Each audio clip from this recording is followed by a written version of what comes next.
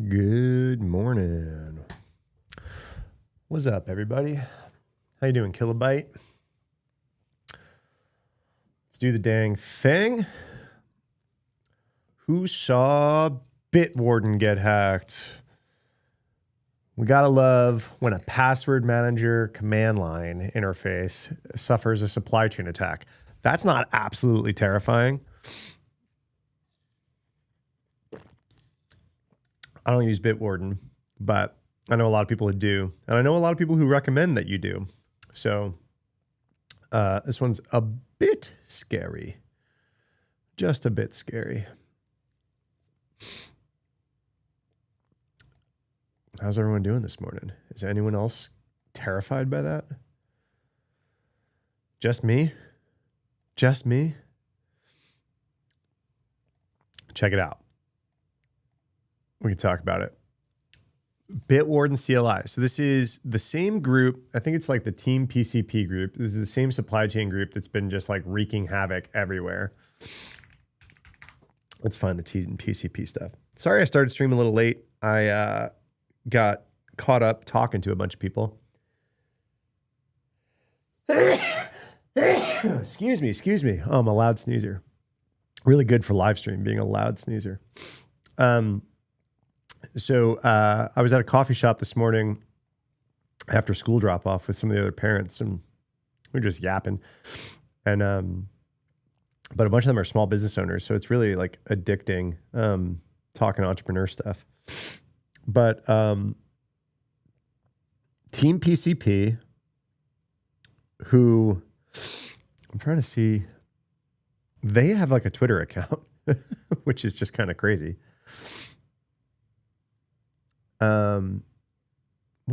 Where is their tweet? I can't find it. Okay. So Team PCP, the same group that did the like all the crazy supply chain breaches a few weeks ago of NPM, they got into check marks, which was part of the original breach. So I actually haven't dug into the details of this yet. I just got like terrified. Oh, of course I have the old Budweiser commercial in my head when I say that. What's up? I am a product of the 90s. Don't quote the old magic to me. I was there when it was written. Anyone in chat use Bitwarden? So this is one of the reasons that people recommend this is it's like a open source password manager.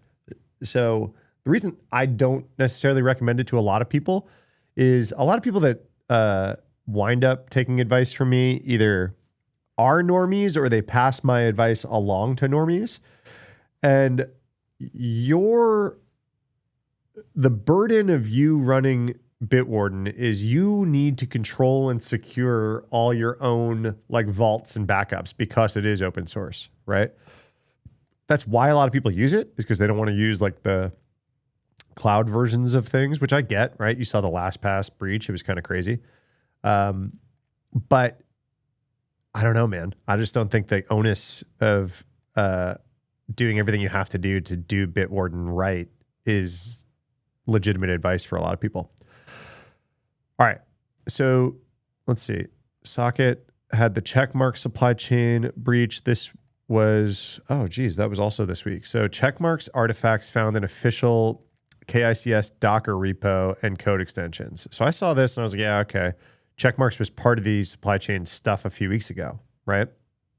Do you just pronounce this KICS? I don't really know what this acronym actually is offhand. Am I dumb? Does everyone else know what that acronym means? Checkmarks, KICS. Oh, is this their security scanner? Is this just like my unfamiliarity with checkmarks? Oh, okay, great. This is their Twitter account. I was trying to find their Twitter account while I was getting news ready. And I was like failing to remember what their actual handle was. Oh, they just got suspended. They were tweeting about this morning. That's why I couldn't find them. Their account got nuked. All right, we got to make sure to be tweeting about this. People follow me for a reason.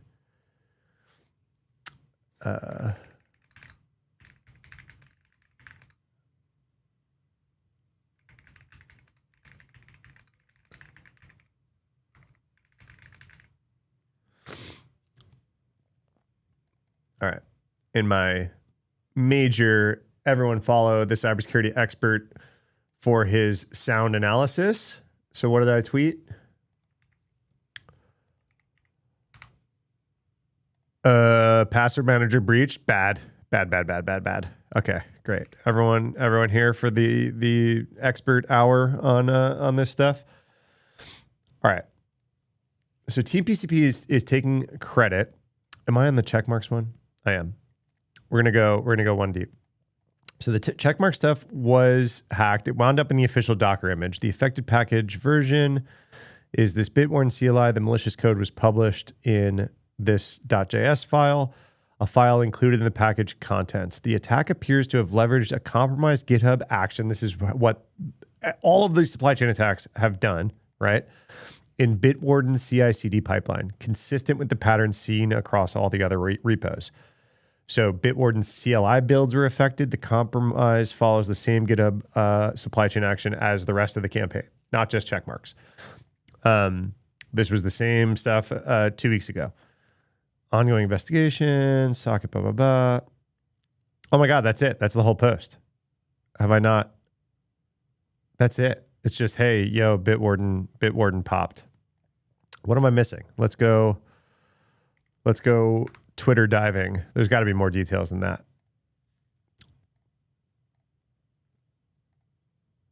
No, there's not.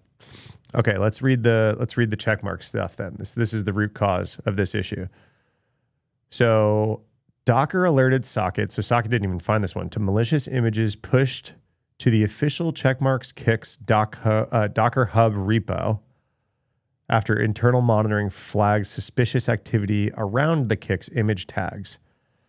Our investigation found the attacker appears to overwritten existing tags, 2.1.20 and Alpine, while introducing a new 2.1.21 tag that does not correspond to a legitimate upstream release. So the poisoned image indicates that the bundled kicks binary was modified to include data collection and exfiltration capabilities not present in the legitimate version. This is where this shit just gets super nasty, right? Because like you're not like installing some random malware, you're just version bumping something that you use legitimately that has turned into malware. This is like, I made a YouTube video about this a bit ago of like, it's a really interesting and hard problem to solve that like legitimate pieces of software that you use could just turn into malware eventually. So even if you do like everything right and like approve stuff and review stuff before things get installed at your enterprise, specifically, we keep seeing this in extensions, right? So browser extensions and IDE extensions are completely legitimate, do the thing that they say they do as advertised for a very long time. And then all of a sudden they're like, actually, this is malware now. And that's incredibly hard to catch. Incredibly hard to catch.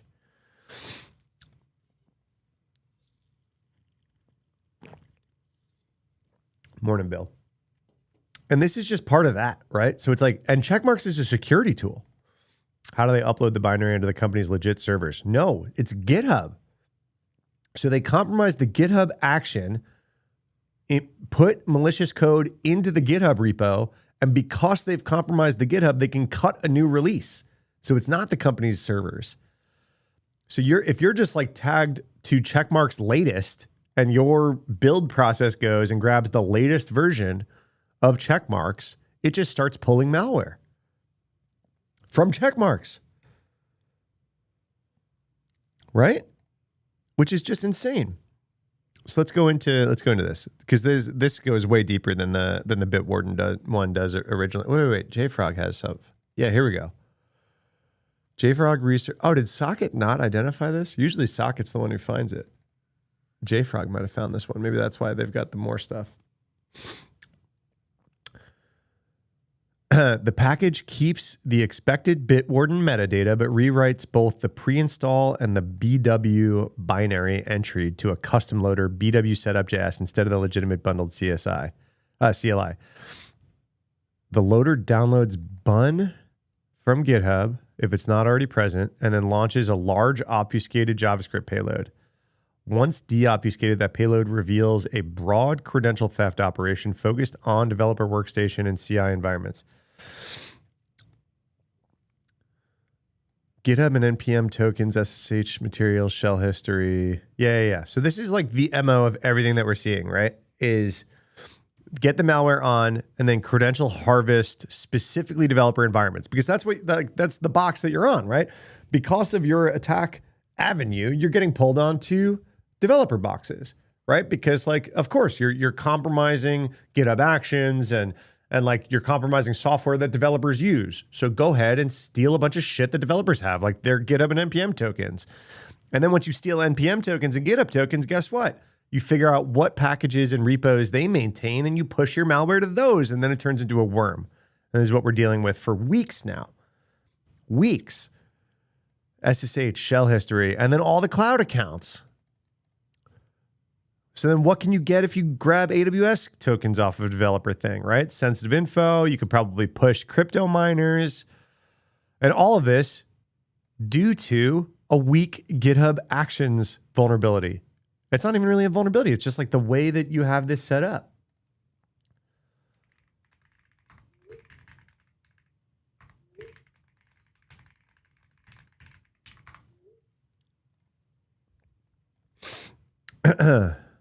Does that determination to see where to go next include human review, or is it automated? On the attacker's side, it's a really, like, I don't know if we know enough. I think at speed, they probably can tell what they got, right? If they find an NPM token, like, so they are running things like Truffle. Let's see.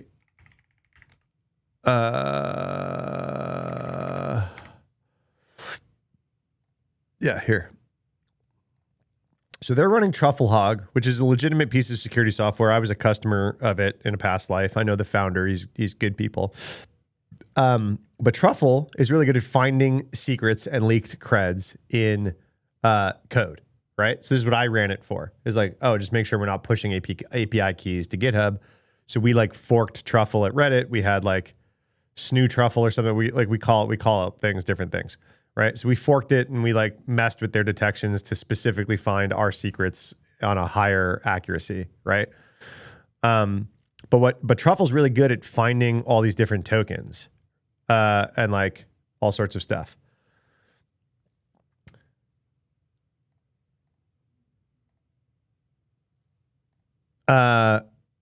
And so if you run Truffle, it's going to spit out like, oh, here's your GitHub token. And it's good at like identifying them and knowing what they are, right? So it's like, go ahead and scan a repo for stuff. And then it's really good at telling you like, oh, this is an NPM token. Like it can identify the different types of tokens because they all usually have like a few little like bits of identifiers, identifiers about like what makes that token look like that, right? Like Stripe tokens start with like SK underscore for like secret key in Stripe and things like this, right? Regex on steroids is exactly what it is, right? It's just like very, very targeted regex on steroids for sure, right? But I mean, they've built a whole company around this, right? That can like plug into Jira and Slack and all sorts of stuff. And it's really good. But the hackers have started using this to like specifically find secrets. And so they'll get in and Truffle will run and be automated at finding the tokens. Whether their tooling then is like smart enough to be like, oh, I found an NPM token, let's automatically do a bunch of other things for that NPM repo. I don't think we know enough about the attacker's tooling yet, right? I would assume they've got a lot of automation there because they're fast and they're being successful, right?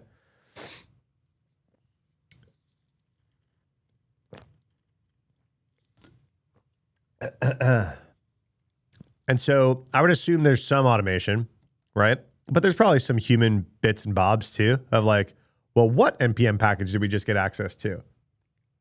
And how should we then go about compromising them? So, I don't know if it's like full off the rails automated worm that can just propagate through NPM without the Team PCP people doing stuff, right? But let's keep reading what this attack does. The payload uses 2 exfiltration channels, primary path encrypted telemetry to checkmarks.cx. Okay. If that fails, it falls back to GitHub by retrieving a staged personal access token and fallback routing data from public commit messages, then creates a new repo under the victim's account and uploads encrypted result blobs there. Okay, so if it can't exfiltrate to their shit, since they own your GitHub account, right? They can retrieve, well, since they're like stealing a bunch of information, they could grab your GitHub personal access tokens, right? If you use GitHub via the CLI or anything, you've generated these, right? You've generated these tokens to like give to your CLI.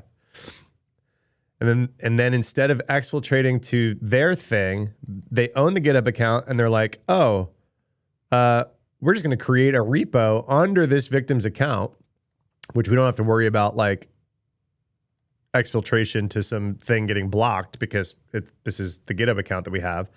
And then upload encrypted blobs of secrets to the victim's own GitHub account. And then they can just grab it from there, right? This combination of secrets, because you got it off the developer's machine, you got it on GitHub encrypted, so it's not going to like flag GitHub secret scanners. And then the combination of secret theft, GitHub abuse, and cloud secret harvesting makes the package significantly more dangerous than commodity NPM stealers. It's wild. The primary exfiltration infrastructure on this fake checkmarks domain serves post requests, HTTPS post requests that are encrypted. Receiver for stolen data resolves to this IP. This was resolved during analysis and during tied to package primary exfiltration train.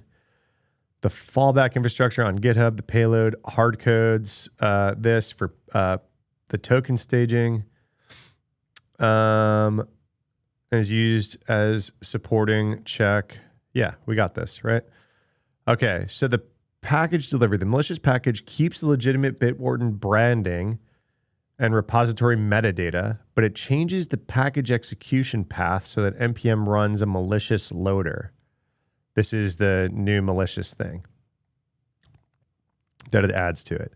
The embedded metadata inside the legitimate bundle still points to the Bitwarden CLI, confirming the package root was altered independently of the compiled application payload. This is nasty. The loader, this Bitwarden setup.js, first checks whether bun is installed. If not, downloads it, extracts the runtime into current directory, makes an executable where needed, and then runs this Bitwarden 1.js. Okay. The runtime bootstrap is used as a useful evasion mechanism. It lets the threat actor ship a payload that does not depend on the victim already having bun installed, while also moving execution away from the expected Node.js only code path. All right. Then they do all the data collection. The shell collector explicitly runs GitHub auth token, captures the environment variables, and then scans the serialized result for the GitHub and NPM token patterns. Let's see. So this GitHub token. Oh, so this is just regexing on the GitHub and NPM tokens. Okay. And then if those tokens exist, encode them and pipe them out. Makes sense, right? So this is not even truffle. It's not even regex on steroids. It's just regex. Then the file system collector targets a cross-platform set of developer files. The most relevant decoded hotspots are listed below. So they're not even using truffle in this case. Some of the other NPM attackers definitely were. So in this case, the attacker just is going specifically for those with regex, and then it goes into the file system and starts looking for all of this stuff, right? SSH material, git config, NPM creds, environment variables, bash history, shell history, AWS creds, Google Cloud creds, AI and MCP related configs like Claude JSON, Claude MCP, because a lot of people configure MCP with secrets hard-coded into these JSONs. What's Kiro? I'm not familiar with Kiro off the top of my head. The targeting is unusually specific. That's what I was going to say. So the benefit of truffle is that you don't have to be specific, right? It's just go truffle, find secrets, right? And then it's going to say, I think this is a secret. So this is like a finite list of things that it's going after, right? It's like GitHub and NPM tokens, period. And then this list of like 10 things. In addition to the standard developer secrets, the malware also hunts for AI tools. Yeah, we said that already. GitHub abuse. The payload does more than just steal GitHub tokens. It actively weaponizes them. How? Validates the stolen thing. Commits search. So if the commit search succeeds, it's valid. Domain discovery via signed commits. If the primary exfiltration domain fails, it searches GitHub commits for messages beginning with beautiful castle. It verifies them.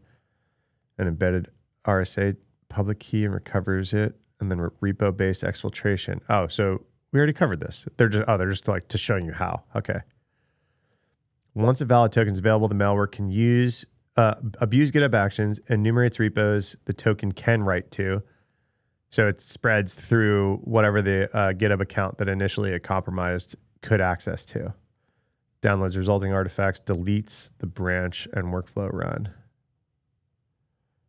And then exfiltration. Just sucks the secrets back home. Infection vector assessment. Package JSON advertises Bitwarden CLI and then grabs this is the fake one, the BW setup.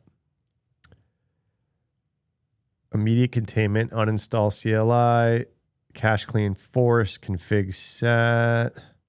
Man, this is a good blog post. Review and rotate likely exposed secrets.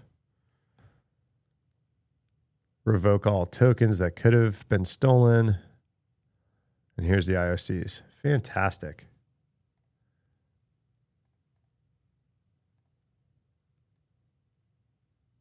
Fantastic.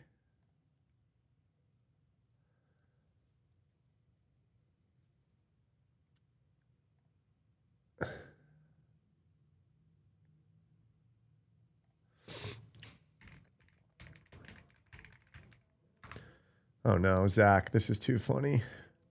Zach, too real, Zach. JavaScript developers trying to understand the Bitwarden compromise. What is Bitwarden? Bitwarden is an open source password manager. What's a password manager? Oh, too real. Too real. Isn't the change to the exe path a red flag that can be detected? Yeah, a lot of this behavior stuff can be detected. It's like, is anyone doing that sort of like behavior detection in their supply chain stuff? No. You know what I mean? Oh my God. I didn't even like look in a mirror today. I just like put my camera full screen and I was like, oh geez, Matt, you just kind of rocked on in here and turned the camera on, didn't you? Hair and makeup. Someone come make me look like a normal human being. All right, well, that's the big news of the day because holy shit, that's going to have ripple effects, right?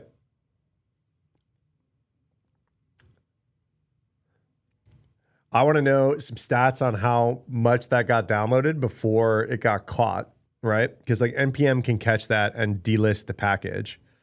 But if that got downloaded by a number of people and their password manager vault got stolen,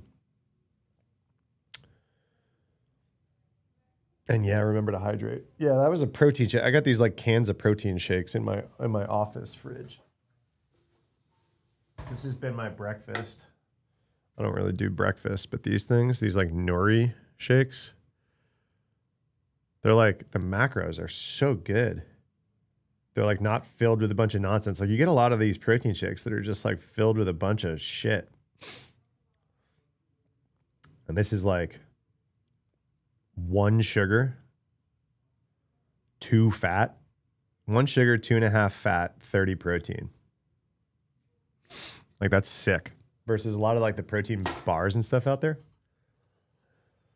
So there you go. That's my breakfast. And yeah, I went to a better coffee shop this morning. My wife does a lot of like, she's on boards of a lot of nonprofits and stuff. And so they did a fundraiser that I had to get all gussied up for. God, I feel so out of place amongst the rich people dressed nice. This is like my natural habitat. Like black hoodie and shorts or jeans. You like stick me in a suit amongst a bunch of wealthy people bidding on charity auction items. And I'm like, oh God, what am I doing here? Anyway, they had like a meeting this morning about some fundraiser that they recently did. And I was like, I'm going to sit over here and drink my coffee on this other corner. And I was talking to one of the other parents who also is a small business owner.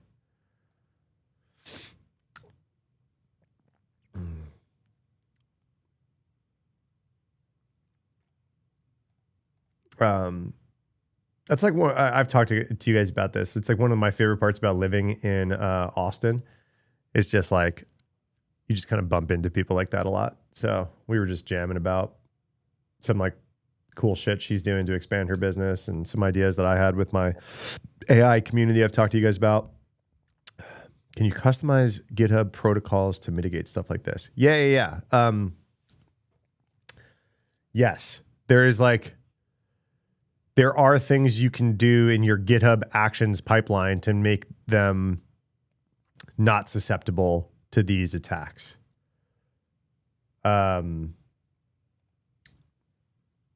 Let's like crowdsource this. Because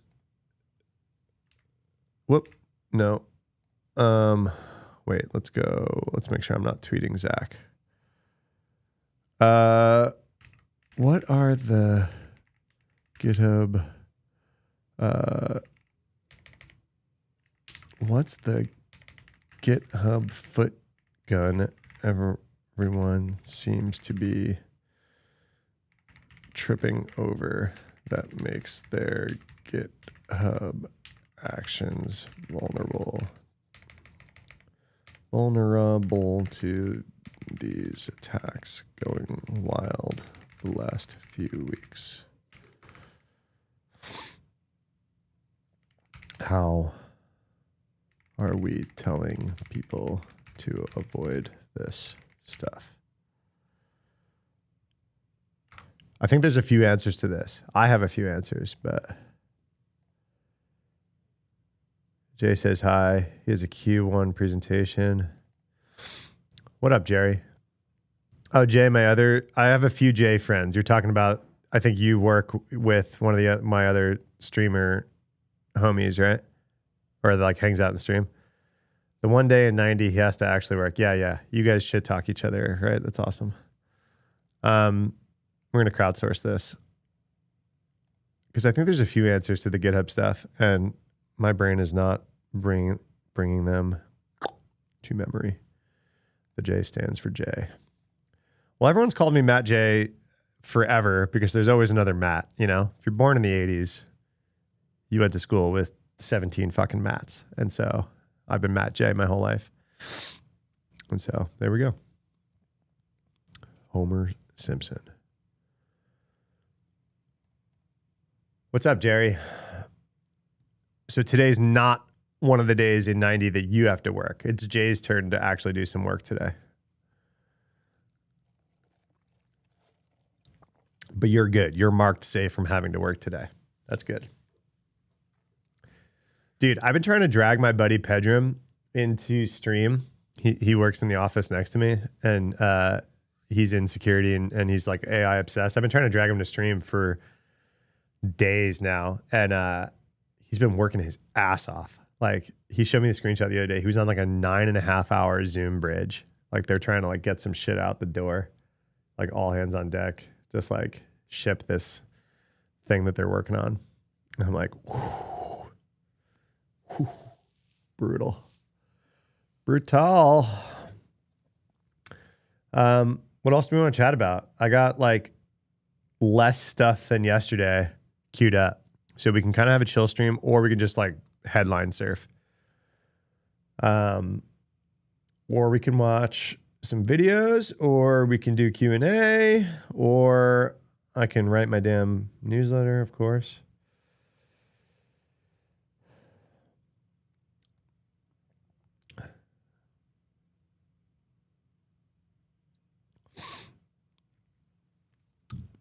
I am very I'm very easily manipulated today. But there's less of you in here than usual. Am I into crypto? No. I don't own any crypto. Crypto meant cryptography in my brain for years. Then it got co-opted. I fought that forever. Kind of like I fought cyber. We used to hate the term cybersecurity, by the way, in this industry. Cyber and cybersecurity was like laughed at. We all called it infosec and data security, information security, whatever. We hated the term cybersecurity and we just kind of gave up. We're just like, all right, fine, cyber. You win. And then cryptography, same thing. Crypto meant cryptography. I had like a sticker on my laptop that said that. Cyberdouchery was Liquid Matrix. That was, I don't know if that was Jamie or Dave that came up with it, but that was Jamie or Dave for sure. We had a whole section of our podcast called Cyberdouchery. And it was just the cybers. And it was just us making fun of like mainstream media talking about it. Yeah, I think it was Jamie. But crypto, I've now given up as well. Crypto and cyber, the terms have gotten away from us. We cannot control the narrative.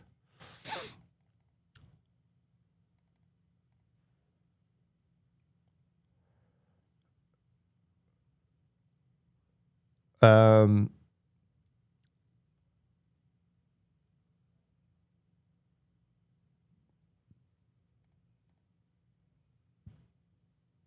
right. I think I'm going to call it. I think, you know how I've been saying the help desk thing is like number one priority for everybody? If you like don't have an answer to help desk phishing, you should not focus on anything else. Just like phishing in general, you should solve, but specifically the help desk stuff. I think if you are a maintainer of any sort of GitHub repo or any sort of NPM package, this is actually your top priority.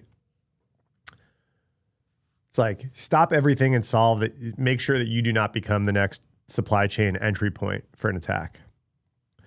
I asked if you think about blockchain would help the GitHub issues, validation ledger that would for push-pull calls. Well, GitHub is already a immutable ledger. Like you can't delete anything off GitHub. Like not doable. Let's pull up that truffle security GitHub delete. Let's see if I can find that. This was a while ago. This was like research that I remember Dylan put, right? And his like whole thing is like there just isn't a such thing as like getting off of, like if you're in a Git chain on a repo, like delete doesn't do anything. And so a lot of people will like try to remove stuff from their commit history because they'll like accidentally push stuff. It's like doesn't happen.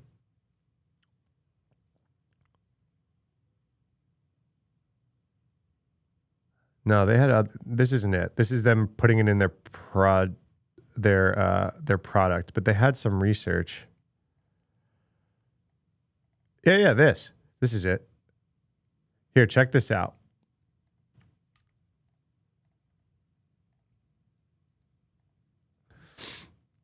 So,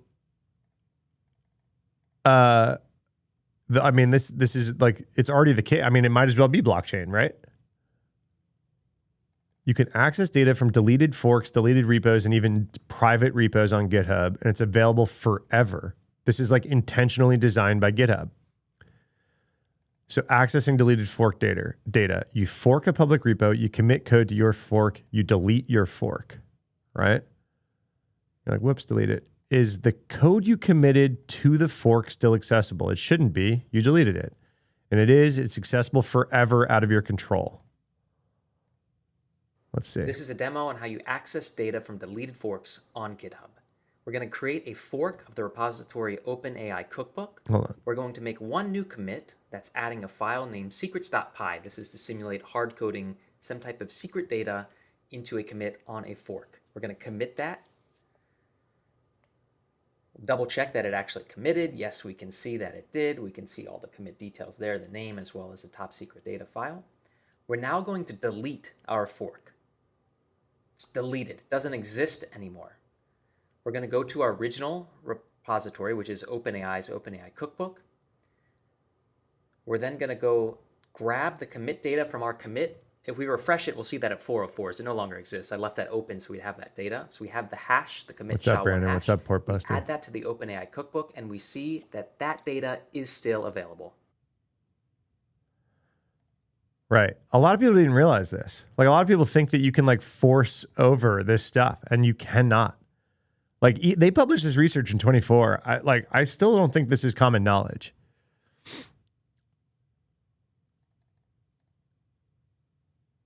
You might think you're protected by needing to know the commit hash. You're not. The hash is discoverable.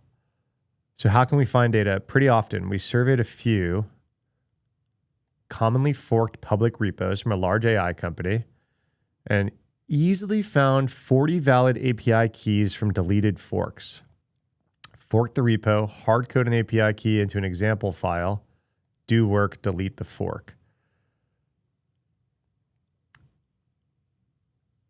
You have a public repo on GitHub, a user forks your repo, you commit data after they fork it, and they never sync their fork with your updates, you delete the entire repo. Is the code you committed after they forked your repo still accessible? Yes. GitHub stores repos and forks in a repository network with the original upstream repo acting as a root node. When a public upstream repo that has been forked is deleted, GitHub reassigns the root node role to one of the downstream forks. However, all of the commits from the upstream repo still exist and are still accessible via any fork. It's kind of wild, right? So in the video, we create a repo, fork it, show how data not synced with the fork can still be accessed by the fork after the original repo is deleted. This unfolded last week. I submitted a P1 vulnerability to a major tech company showing that they accidentally committed a private key for an employee's GitHub account that had significant access to their entire GitHub org. They immediately deleted the repository, but since it had been forked, I could still access the commit containing the sensitive data via a fork, despite the fork never syncing the original upstream repository. Isn't that nuts? So basically, the point that Truffle is making here is if you ever commit a secret to GitHub, you have to rotate that secret. You cannot erase it from GitHub. A lot of people think that their solve is like, oh, we'll just like, oh, whoops, we'll get that off of GitHub. It's like, no, that is forever accessible if it touched GitHub. I know the internet, nothing deleted. This isn't like that, right? Diagram this out, please. Okay. They're going to show more examples. Consider this a common workflow for open sourcing a new tool on GitHub. So it gets worse. We're going to get all the way to the end and we'll diagram it out. You create a private repo. It's not even a public one. Okay, hold on. Here's the diagram, by the way. Right? So upstream repo, you're a public repo that gets forked. You commit stuff that the forks never even sync. You delete your repo. GitHub assigns upstream repo status to one of the forks. You could still access these commits to that deleted repo, even if they were never synced by the fork. Okay? So like in this example down below, it's like, oh, I'm big company. I commit private key. Whoops, I committed private key. Delete. Doesn't matter. The repo was forked. The commits are accessible. Like you could still find that key somewhere in GitHub, even though it's not like publicly linked anywhere. Okay?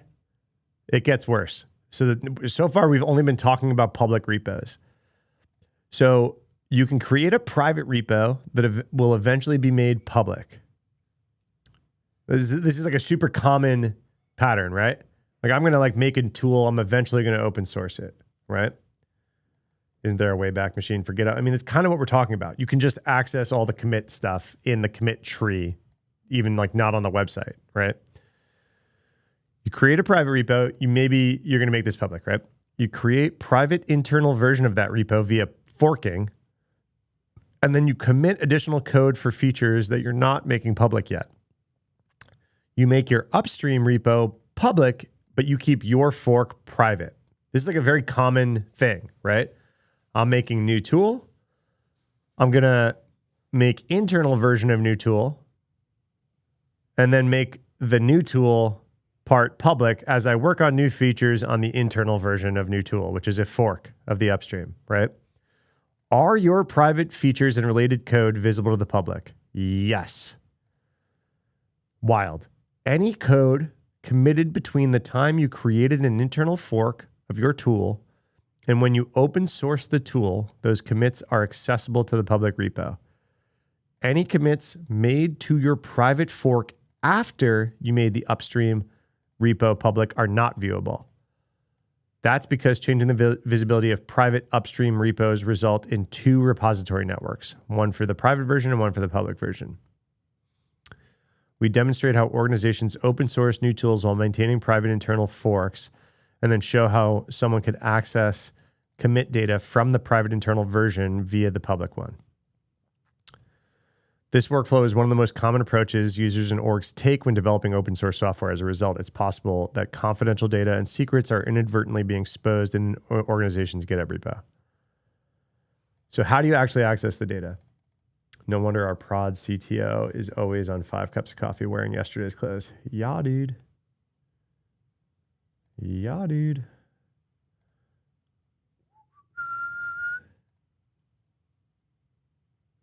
All right, I got answers to my GitHub Actions question. So we have answers on how to protect against this.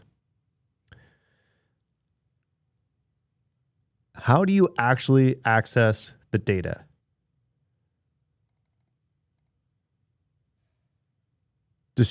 By directly accessing the commit. Destructive actions in GitHub repo networks, like the 3 scenarios mentioned above, remove references to the commit data from the standard GitHub UI. However, this data still exists and is accessible if you know the commit hash. This is the tie-in between C4 and IDOR vulnerabilities. If you know the commit hash, you can directly access that data that's not intended for you. Commit hashes are SHA-1 values. If a user knows the SHA-1 commit hash of a particular commit they want to see, they can directly navigate to that commit and endpoint. They'll see a yellow banner explaining this commit does not belong to any branch in this repo and may belong to a fork outside this repo. Basically, it's like, we know that this is orphaned and like floating in the middle of nowhere, right? So that you get this warning, but you can still go to it. Where do you get these hash values? Commit hashes can be brute forced through GitHub's UI, particularly because the Git protocol permits the use of short SHA-1 values. So you see up here, 1, 2, 3, 4, 5 characters, and it worked. 7BC0B. But like, this is the full thing. For example, consider this commit in Trufflehog's repo. To access this commit, users typically visit the URL containing the full SHA-1 value. But users don't need the entire 32-character SHA-1 value.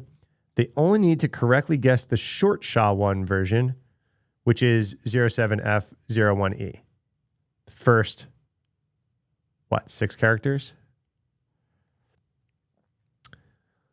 What's even more interesting, GitHub exposes a public events API endpoint. You can also query for commit hashes in the events archive, which is managed by a third party and saves all GitHub events for past decade outside of GitHub. So you can get the commit hash. GitHub's like, yeah, this is by design.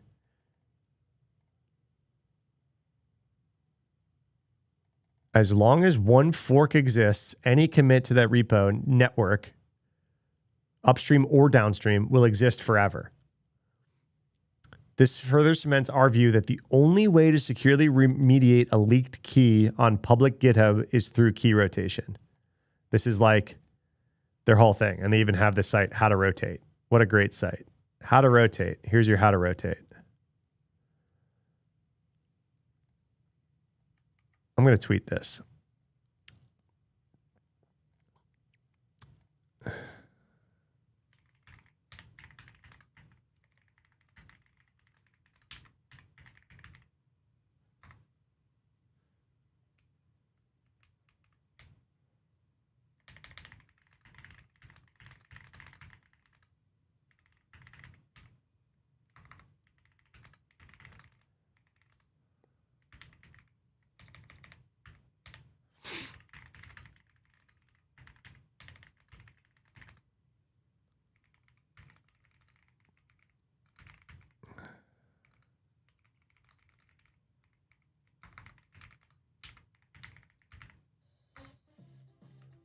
Hey, thank you.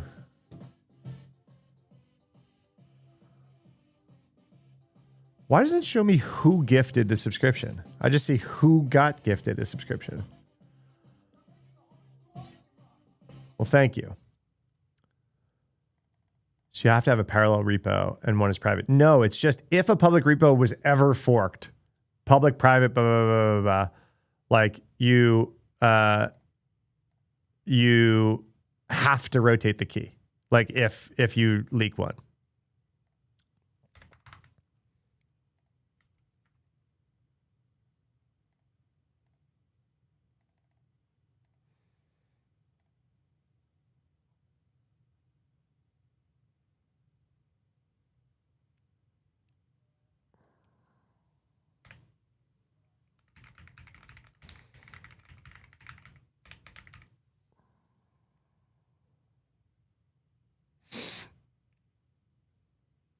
Should I grab like a screenshot?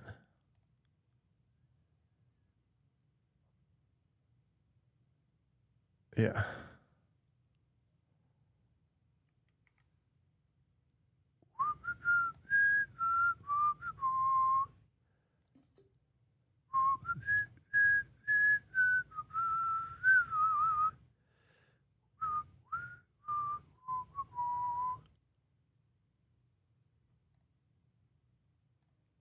Here you go.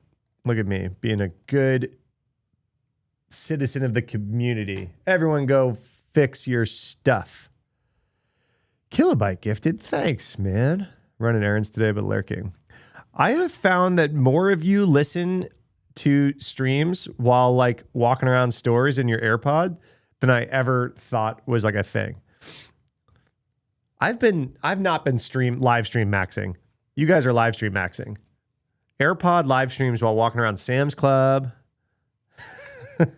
while doing stuff. Correct me if I'm wrong. People whose fork got promoted to root node had no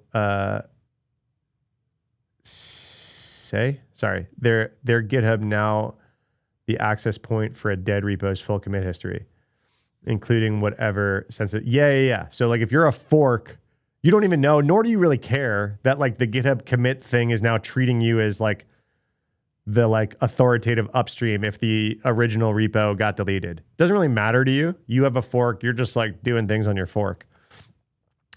Even private, where are those exabytes being stored? Yeah, I mean, it's just text. Like it's just text commit tree history stuff. I'll pull up some of the videos. One sec. They are unknowingly hosting someone. Not really. Like your fork, this is all just github.com, right? So like you just click the fork button in GitHub, and now in your GitHub account, you have like a copy, but not like you have a copy that's tied to the original repo because you forked it. Then you're going to work on yours, which does not affect the upstream. The thing that they're talking about is like, say the upstream person then deleted the repo after like fucking it up and like leaking some secrets to it. You can still get to it because your fork existing keeps the whole commit tree alive on GitHub. They don't have to go to your repo to find that stuff. You know what I mean? It's just like, okay, hold on. I'll pull up more videos. This is really confusing. How about we just don't hard code secrets? Dude, yeah, sure. Everyone every day is pushing API keys to GitHub accidentally. Okay? Everyone every day. Live stream routing. Listening in your car. Had no say to truncate. Yeah. Sam's Club under $100. You guys are crazy. Okay, let's pull up this thing. They've got videos here. We're gonna watch some of these videos. All right, you guys can see this video. This is a demo on how you access data from private repositories on GitHub. First, we're going to go ahead and create a new repository named new tool. Again, this will be private. That's critical. And we're going to add a README file. Then, as is in common in open source development workflows, we're going to create a internal only private fork of this tool. Private. The idea being there might be features that we want to keep private to our organization that we're not going to make public for the whole world to see. So now we have this private fork called internal new tool. We're going to add a file called feature.py to simulate adding some type of feature that, again, is meant to only be private to us internally. Sure. And we can see that commit. Create feature.py is the name of the commit, and you can see it's in our internal version of the tool. Now we're going to go ahead and go back to our new tool. This is the private repository that we're going to make public, which we're doing right now. We're open sourcing this. Public. This is simulating open. We're open sourcing this. It doesn't have that feature that we've developed internally, right? So like both repos are private currently with the intention to make one publicly eventually, but we're going to have an internal version.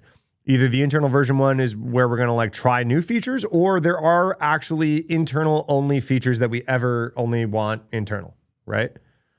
Which both of those things are very common. So now we're going to open source the other thing. Sourcing a new project. And we can verify that this repository is now public. It says new tool is public. Doesn't have that back feature. To our internal version, we can click and see that, yes, it is still private. Internal is private. Internal version of that tool. We're going to copy the commit details, a SHA-1 hash of that feature.py commit, and we'll see. See what he did? It's hard because the pause screen got in the way. But like he took the SHA-1 hash from the feature in the private repo, just put it in the URL of the now public repo, and GitHub honored it, even though it doesn't belong to any branch on that repo. It may belong to a fork, but the way that Git commit chains work that it made it into the public repository. Is that you can get to it from there.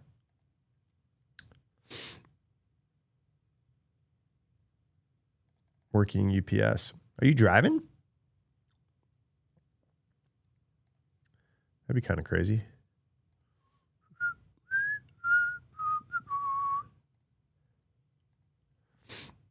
That'd be kind of crazy.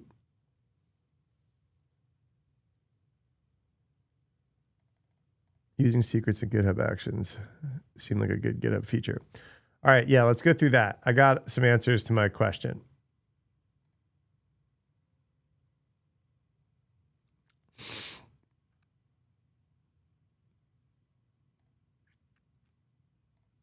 Hold on, I got some answers to my tweet.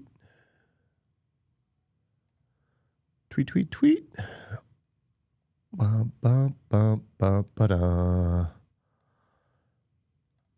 Let's pull it up. All right. So you guys asked like, hey, what are the GitHub listen with AirPod deliver packages? Dude, that's sick. I feel like I'm like riding shotgun. These Amazon Prime people cannot be stopped, nor will they stop their side hustles. What up, Brandon? Other Brandon. I got double Brandon again, as per usual. Dude, GitHub seems like a bad idea right now. Tomorrow is deadline on opting out of them training on your private repos. Oh yeah, we're fucked. We're fucked on training on everything. Everyone's training on all of our behaviors, our data, everything. All right. I got some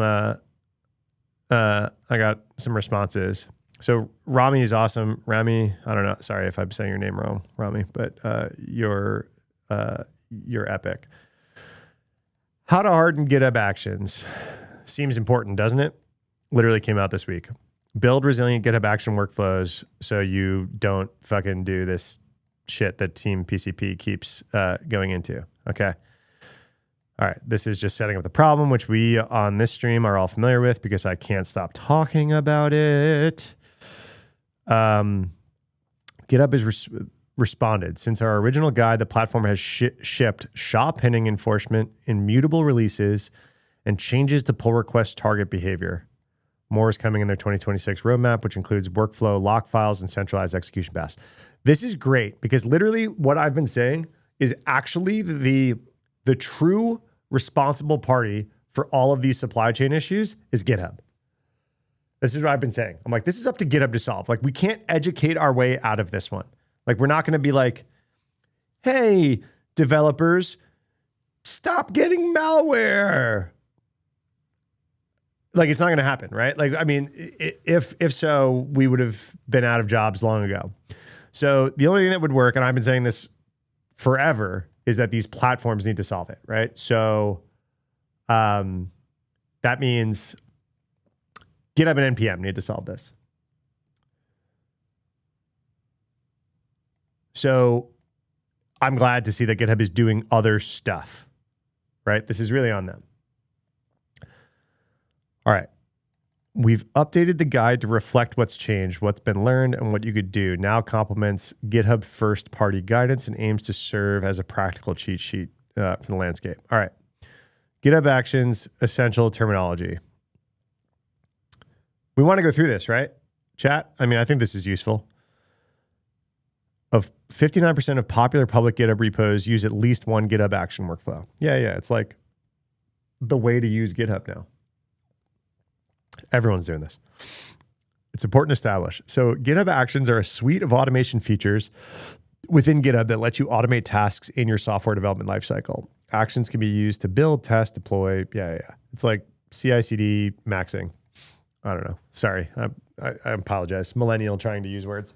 Workflow is a collection of automated tasks defined in a YAML file that runs in response to specific events within your GitHub repo. Think of it as a script that automates a series of actions. Got it. An action is a reusable unit of automation that can be referenced and executed within workflows. These can be created by you or pulled from the marketplace and are essentially optional building blocks of workflows. You can think of actions like functional in programming language, small self-contained tasks that are reusable across workflows. Got it. Events, the trigger that starts a workflow. Common events include code pushes, pull request creations, or manual triggers. So you guys get this, right? So like someone opens a PR in your repo, or there's a new push to the main branch, or an issue gets opened or whatever, and it like, okay, PR open, workflow starts, right? Then workflow starts. Maybe you have a series of actions. Every time a PR gets open, you have an action that scans that code for secrets with Trufflehog, and then runs some security scan against it, and then just sees if they commented what the fuck it does. And if not, it'll be like, hey, this code includes no comments, and we require comments. You know, just like whatever, just random shit that you could just automate as part of every pull request that gets open. Okay, job, a unit of work within a workflow. Workflows can contain multiple jobs, and each job can run tasks, which are actions. Jobs in a workflow can run in parallel or sequentially, depending on how they're configured. Job is a minimal unit of execution scheduled on a runner. All right, so job and action are kind of different because a job can contain many actions. Got it. This is good for me even to like go through. I've used these things, but like it's good to suss out the terminology as we go through here, right? 5 repositories with workflows use. Excuse me. You made me look stupid because in your first graph, the number was the start of the sentence. 59% of popular repos. So I thought the number was going to be the start of the sentence for every graphic that looked exactly like this, but it's not. It's not 5 repositories. Repositories with workflows use a median of 5 workflows. Gosh, don't they know that people are going to read this stuff live on camera and make fools of themselves? I'm just fucking with you guys. All right, configuring GitHub for safer GitHub actions. This is the bread and butter of what we wanted to talk about. So how do you stop shooting yourself in the foot with GitHub Actions? You don't become the next checkmark/Bitwarden. Securing GitHub Actions starts with hardening your GitHub environment. Of course, right? So the GitHub org and your GitHub account are key here. Set read-only default workflow permissions. By default, the workflow token permissions were set to read-write prior to February 2023. For security reasons, it's crucial that they are read-only. Write permissions allow workflows to inadvertently or maliciously modify the repo and its data, making least privilege crucial. So it sounds like if you have old workflows, you got to go check this, but it's now the default. Double check to ensure the permission is set to read-only. All right. The majority of repo workflows have the worst default combination of permissions, allow approvals of PR, and able to write content. Okay, So even though this default hasn't existed for 3 years, the majority of repos on GitHub have the worst set of permissions, which is being able to approve PRs and can write to shit. So if you can hijack this, that means you can open a PR and get it to write shit. Bad, right? Limit actions to verified actions and allow list. So this is super important. Super important. This is like one of the main ways they're taking advantage of this stuff right now. So one of the key security measures is to control which actions can run within your workflows. You can restrict workflows to only use verified actions from trusted sources. Good. Actions created by GitHub. These are actions maintained and supported by the GitHub itself, or actions from marketplace verified creators. Actions from verified creators in the GitHub marketplace are more trustworthy. They've undergone some level of review. You can then use an allow list of specific other trusted or reviewed actions to extend permitted sources. Since August 2025, not that long ago, this policy supports 2 additional controls: SHA pinning, which causes workflows using unpinned actions to fail, not just warn. That's awesome. And action blocking via like a bang prefix, bang compromised org/action to rapidly block specific actions during incidents. Huge. Because during incident response in this, like, you used to have to like go bull in a china shop on your repo to respond to this stuff. And now you can be a little bit more surgical. It's just like, hey, we have the IOC. There's some compromised shit going on. We're responding to the incident. We don't need to go nuclear. Just block that damn compromised action. Great ability. Govern workflow. Does everyone understand step 1 and step 2? Class is in session. Class, we're securing our GitHubs. I mean, some of you are driving UPS trucks, but we're securing our GitHubs. Attend HUT, step 1 and step 2. Makes sense to me, right? Read-only permission, got it. Don't let workflows approve PRs and write. Step 2, make sure that actions are from verified sources. Makes sense, right? Kilobyte salutes. Got it. All right. Govern workflow adoption and restrict runners to specific repos. Okay, so this is granular permissioning, what's going on, right? To tighten security, use a repo allow list to control where workflows can be adopted and restrict self-hosted runners to specific repos.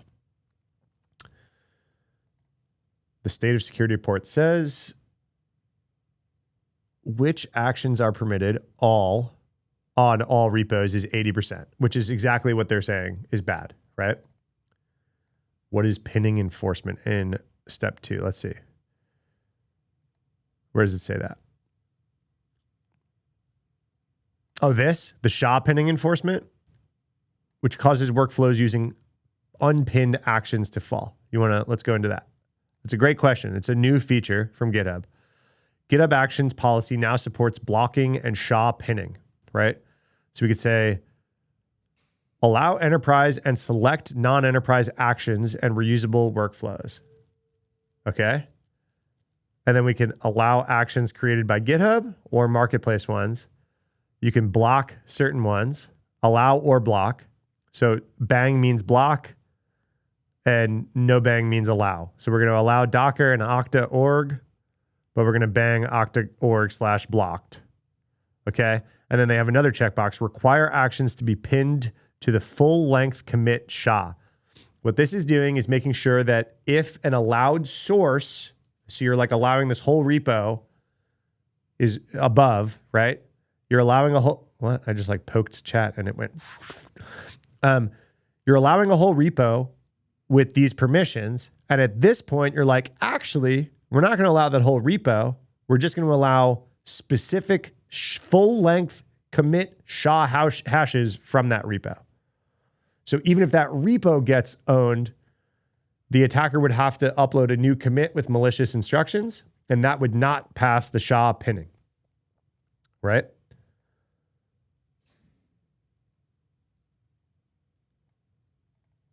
So GitHub recommends that workflows pin dependency versions to a specific commit SHA. This will prevent malicious code added to a new or updated branch to be automatically used.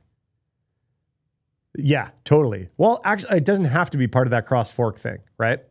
Say you allow Docker/star. You're like, I'm going to allow all actions from the Docker official repo to run on my repo, right? No, I can't. It just, Restream is just dumb and breaks constantly. It just so happened to lightning struck when I pointed up.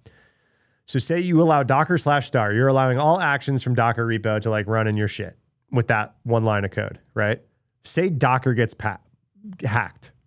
Some Docker maintainer gets hacked. The attack path of Docker's GitHub repo getting hacked is they need to put new malicious shit into the Docker repo that gets pulled by people who allowed it in their thing.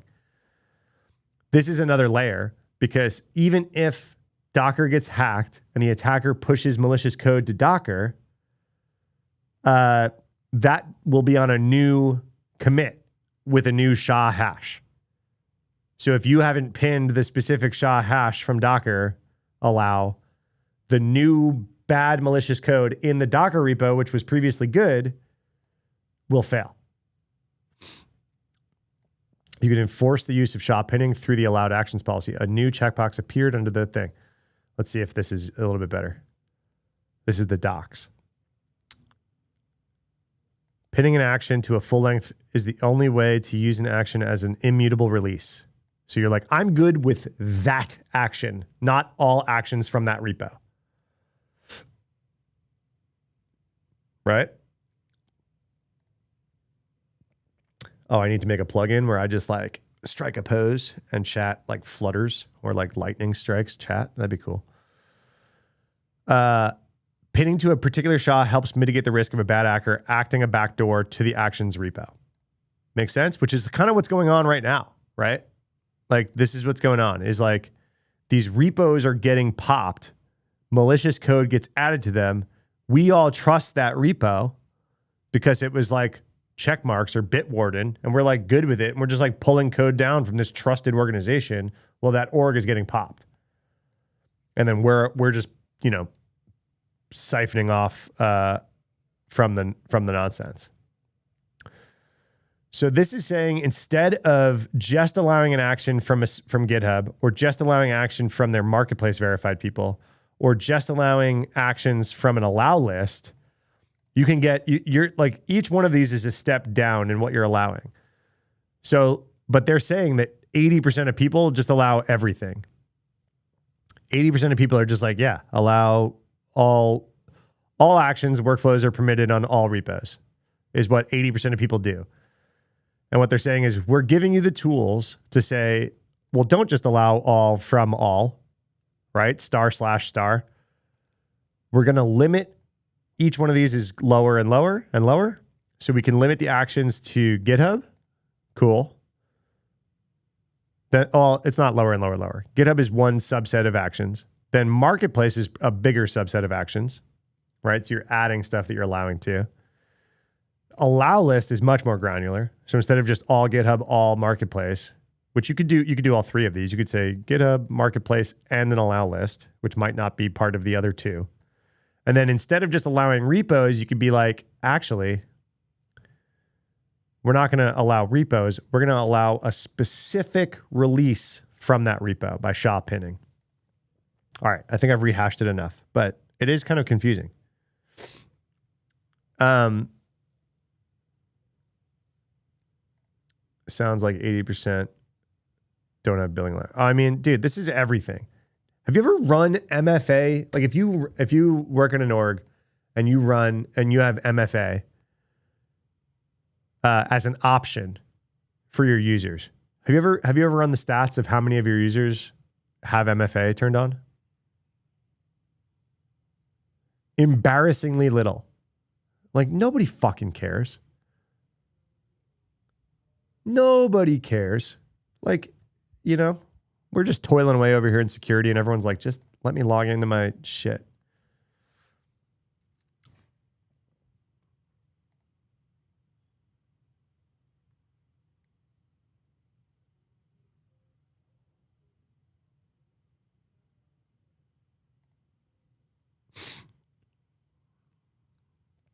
Oh my God, I just almost auto clicked an OBS update. OBS just like, why would OBS pop up and update while you're live streaming? Shouldn't it know that?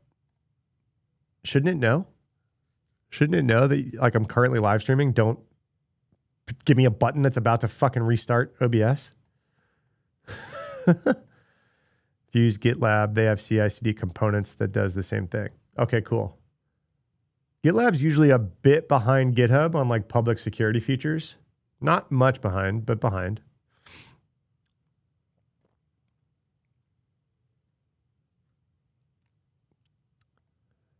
Could be crit. No, it's just some bullshit. There's nothing in OBS that's crit. This is like the worst software I use on a daily basis.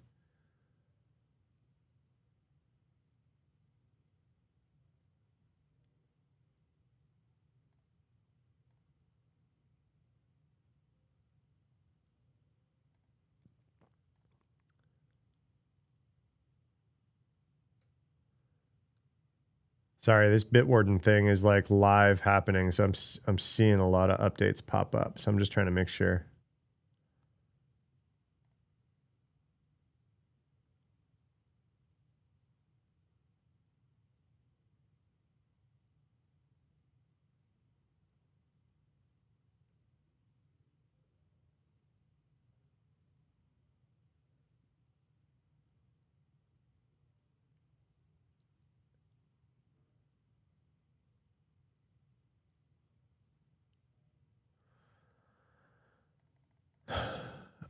Twitter communities or lists for updates or news. It doesn't matter. They just announced they're depreciating communities. I don't really use them. But Twitter just announced that they're getting rid of communities. It's like a hot topic today on Twitter. Is the head of product guy there is like railing on people who are like, no, don't take my communities. What is the hacking group asking for? Team PCP? Are they even asking for anything?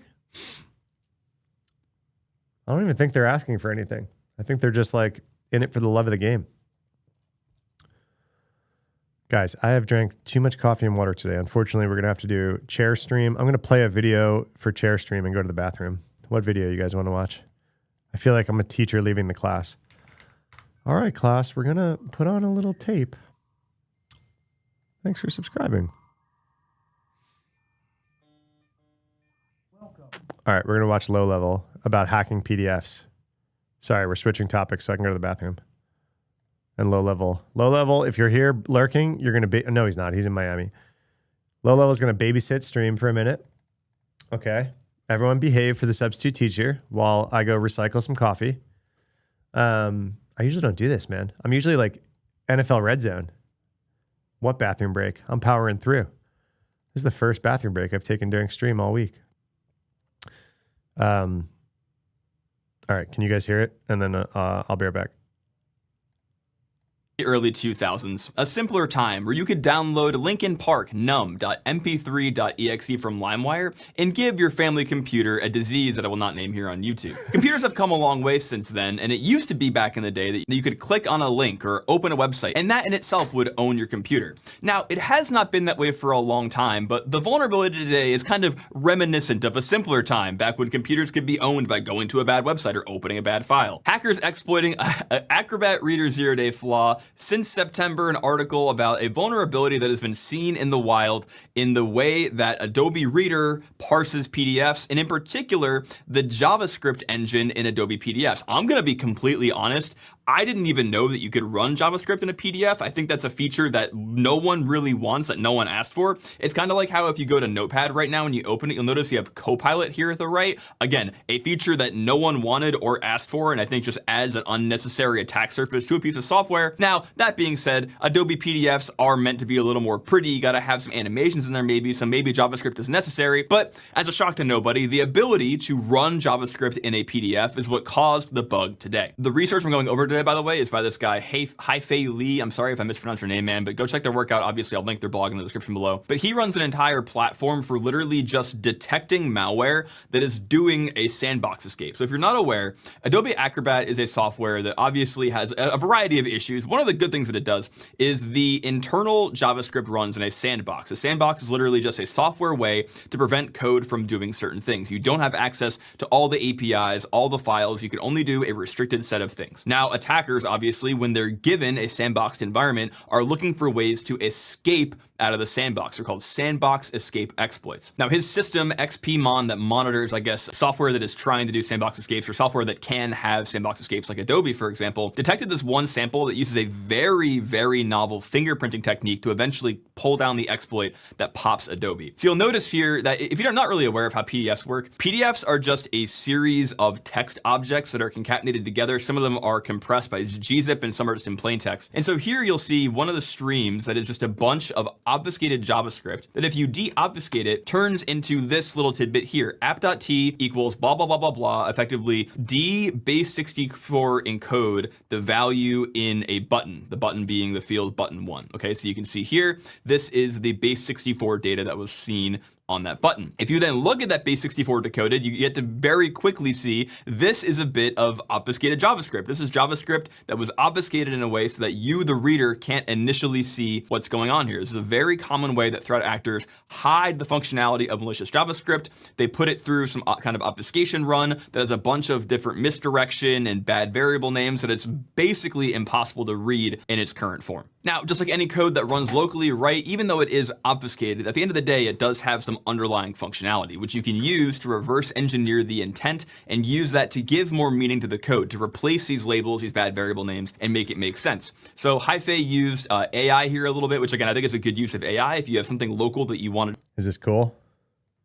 I haven't watched this video yet. I should have, oh man, I should have put a video I have seen. Is this cool? We're hacking PDFs again. Is this the Acrobat 0 day? Is that what we're talking about? I'm not going to rewind it and make you guys watch this shit again, but just kind of automate and quickly iterate on. AI is a great way to do that. And so they found that the malware is actually doing something really novel. So like any good sandbox, right, it does not make sense to give the contents of inside a sandbox access to the internet, right? It's the same reason why in the JavaScript environment in your browser, you can't do arbitrary socket data. You can't do arbitrary network requests, right? Brandon, you can do like what? a fetch, you can do like an HTTP request, but you cannot do arbitrary execution of open UDP port 6969, right? Because that would give an attacker that runs bad code on your browser access to your network, which is not a good time. It's an intentional sandbox design. And similarly, for a long time, there were no real ways to run network code inside of the Adobe PDF sandbox until this was found. So apparently, and I didn't even realize that RSS was still even a thing, you can use the RSS engine in Adobe to arbitrarily run requests. So you can use the RSS feed functionality to call out to some other server where apparently this threat actor had more code weight. And so inside the actual code that does the call out, you can see there's a bunch of really interesting stuff. It's collecting the language of the PDF reader, the viewer type, the viewer version, the platform that they're on, the amount of active documents open, and also this one little function called to get prod version string, which does a very unique way of actually fingerprinting the exact version of Windows. So you look at this piece of code here, the get product version string function, literally all it's doing is it's using a privileged sandbox function, which again, I'm not sure why this function exists, util read file into stream. It's able to arbitrarily read ntdll.dll, which is a core DLL that like all programs use on Windows. And what it does is it searches for this exact string of hex inside that DLL, which precedes the version of ntdll, which is a direct indicator of what version of Windows you're on. So it looks for this string and says, okay, right next to it's going to be our version of Windows, and it takes that offset, takes it, converts it to a proper integer, so we go from a string to an int, and then it sends that off to the server. All of that data is used to return an AES encrypted blob, and that blob is additional JavaScript that gets run by the reader. One thing that really scares me about the world of AI is not what the AI tells you, but what people are telling the AI. And that's why today's video is sponsored by Island. Island puts control of AI in your enterprise directly into. they're also a sponsor of me. Island, thank you for sponsoring the video. Back to the video. Now, this is the inherent problem when you're doing research on like exploit servers, right? So what's happening here is that this is literally just being used as a loader to shoot off to a server and tell us, hey, can you deliver the payload that exploits this version of the thing? This is a very common threat actor tactic, right? And so the problem is when you get a sample like this, it's very hard to reproduce a functionality that will get the actor to give you the payload, right? The reason why they do this entire system is so that if there's some really weird exploit that gives you either RCE or complete escape out of a sandbox, they don't want you, the person potentially looking at the malware, to have it, right? All they want is to fingerprint you and then send you down the version if they think that you're not watching. And so the researcher, they tried to reproduce this and they couldn't get the server to send the exploit back. Obviously, it's a very common tactic. But using their own kind of mock-up network of the system, they were able to use their own server to send back JavaScript that gets run inside of Adobe Reader. So they were able to prove, okay, if I were this attacker, I could send back down another blob of JavaScript and run it. Now, here's the problem. There is an active RCE or sandbox escape vulnerability that is in the wild being exploited. We know this because on April 20th, Yeah, we talked about this the other day, right? I was like, I tweeted it. I was like, what fucking year is it? I mean, when I first started in security, this was the wave after wave after wave after wave. We actually like used to do studies about how expensive it was for Adobe to fix 0 days based on disclosure. And we were calling it like, there was like public disclosure, private disclosure, and then like me and like a few people that I was working with in the Valley at the time, we were calling it like painful disclosure. Because like they would publish stats about how expensive it was for them to run an incident on a 0 day. So like if you privately disclosed a bug to Adobe, it cost X amount of dollars to fix it, right? Because they could like do all their normal release cycle shit, whatever. If you publicly disclosed an Adobe 0 day, it cost them like exponentially more. It was like tens of thousands of dollars to like millions of dollars, right? Or like over $1 million to like close a bug, close a 0 day. And we were like, oh, they're like painful disclosuring Adobe because these people, like, it was just constant. So it wasn't like, oh, look at all of these Adobe bugs that we're publicly disclosing. It was like, oh, look at this one. And then like, because they talked about it, or at least the security people knew, it's like, oh, that just cost them millions of dollars of like internal shit. And then they'd release another one. Millions of dollars, internal shit. And then they release another one, right? And so like, I mean, it was just wave after wave after wave. So that's why like, if you were around in security in like the, I don't know, aughts, early 2010s, it was just, because it was like Adobe Reader, Internet Explorer combo was just bad internet, man. And it was fucking everywhere. That's why like you still get security people who are like, oh, you sent me a PDF. There's no way I'm opening that, even though it's like, you can open a PDF nowadays, right? But like, yeah, of course the Fed still, that's probably why Adobe still exists, right? I mean, that and like just subscription shit for whatever stuff. But like, oh God, it was just painful internet days. But like, I mean, PDFs are, it's not like, ooh, scary PDF anymore, right? I mean, this is notable because it hasn't happened in a while. This Adobe Reader 0 day. It's also like browsers open PDF nowadays. Like you don't need Acrobat if you're just like a human. 12th, Adobe themselves published a security bulletin that said, hey guys, there is an active critical vulnerability that leads to arbitrary code execution. We can't tell you what it is. You probably could go patch diff and figure out what the two changes are, but I'm not trying to do a patch diff on the entirety of Adobe Reader. But basically, just like any file format, right guys, PDFs are just a text-based file format that somewhere in the code is getting parsed, and just like anything, a parser can get it wrong. And in particular, we are using a parser that is parsing and executing JavaScript code, which is a very common attack surface in browsers. So similarly, it's an attack surface that can be exploited inside of Adobe Reader. Now, obviously, the nature of finding and exploiting a vulnerability in an environment like the sandbox environment, or like the JavaScript sandbox environment, is very complicated. And so those are very closely protected, right? The actor is not going to just shoot this out at everybody. They're going to make sure that you're not watching, that you are the right fingerprint for them, and that they don't just send it to you willy-nilly. Flashback to the early 2000s, we're kind of there again, right? So as usual, right guys, don't be just randomly opening files people send you. This applies to Word documents that can have evil VBS macros, and also PDFs, right? We are still in a world where PDFs can have malicious data that can reach out to and pull down information and then eventually exploit your browser. We don't know the exact details of this RCE, but we have confirmed from Adobe that it exists, so it's very careful to look out for this. In this particular sample, there is this IP address here, so if you're in like a knock sock environment, please go and like set up indicators for these. And obviously, guys, there's a world where like there are multiple IP addresses being used for this, so make sure you're kind of looking out for maybe these patterns, right? Like, would Rust fix this? I don't think it was a memory vuln, was it? The RCE in Acrobat? Rust's like big thing that it fixes is memory safety. This seems like it's more of a, oh, I see the Java, now I know what you're talking about, the RSS feed stuff. I don't know. I'm not a Rust guy, but I don't think that this particular exploit would have necessarily been like, oh, impossible in Rust based on what I'm seeing. That could be completely inaccurate. That's like, it's not my on top of memory area of expertise. All right, let's go back to this. Sorry, bathroom break / low level break. I hope you all enjoyed the commercial break from low level and our dive into just revisiting vulns of old in 2026. We felt a little nostalgic for like 2006 vulnerabilities. So we were like, let's make new ones. Microsoft depreciating C and C++ for Rust. I mean, good.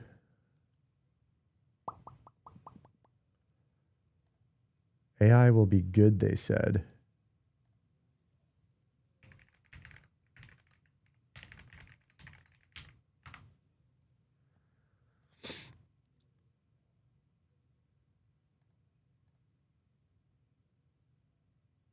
God damn it.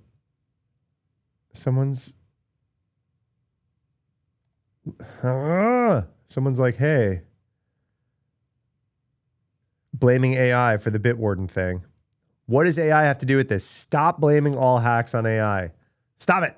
I need a squirt bottle. Stop blaming all hacks on AI. Ay.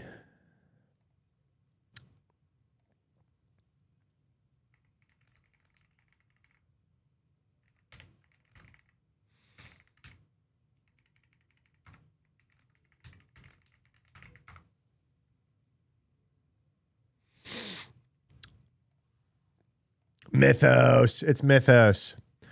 All right, sorry. Back from the commercial break. So we went back over step 2. We get it, right? So these are just features, but unfortunately, 80% of people aren't using any of these, right?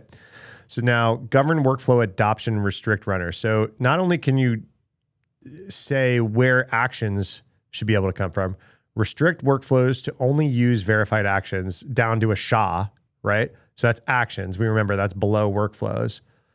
Workflows run actions, right? Now, if we go to the workflow adoption, we could say, where are your workflows coming from? And then where can they run stuff on? So 80% of people say which actions are permitted. All actions, workflows are permitted on all repos, 80% of people. So like you could say selected actions workflow are permitted on selected repos. This is probably the sweet spot, right?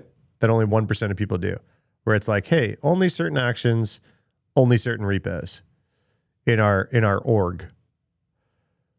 So they're saying to tighten the security, use a repo allow list to control where workflows can be adopted and restrict self-hosted runners to specific repos, which is 0% of people do this. This ensures only trusted workflows and runners are executed, reducing the risk of unauthorized access and execution. Got it. So that makes sense too, right? So this is about limiting actions. This is about workflows across your entire org or just on certain repos. Got it. All right. Avoid allow GitHub actions to create and approve pull requests. This is a dangerous setting. Obviously, some people are still going to do it because that's like the use case that they're considering valuable, right? So enable this setting. What setting? Let's see. Preventing GitHub actions from creating and approving pull requests. Okay.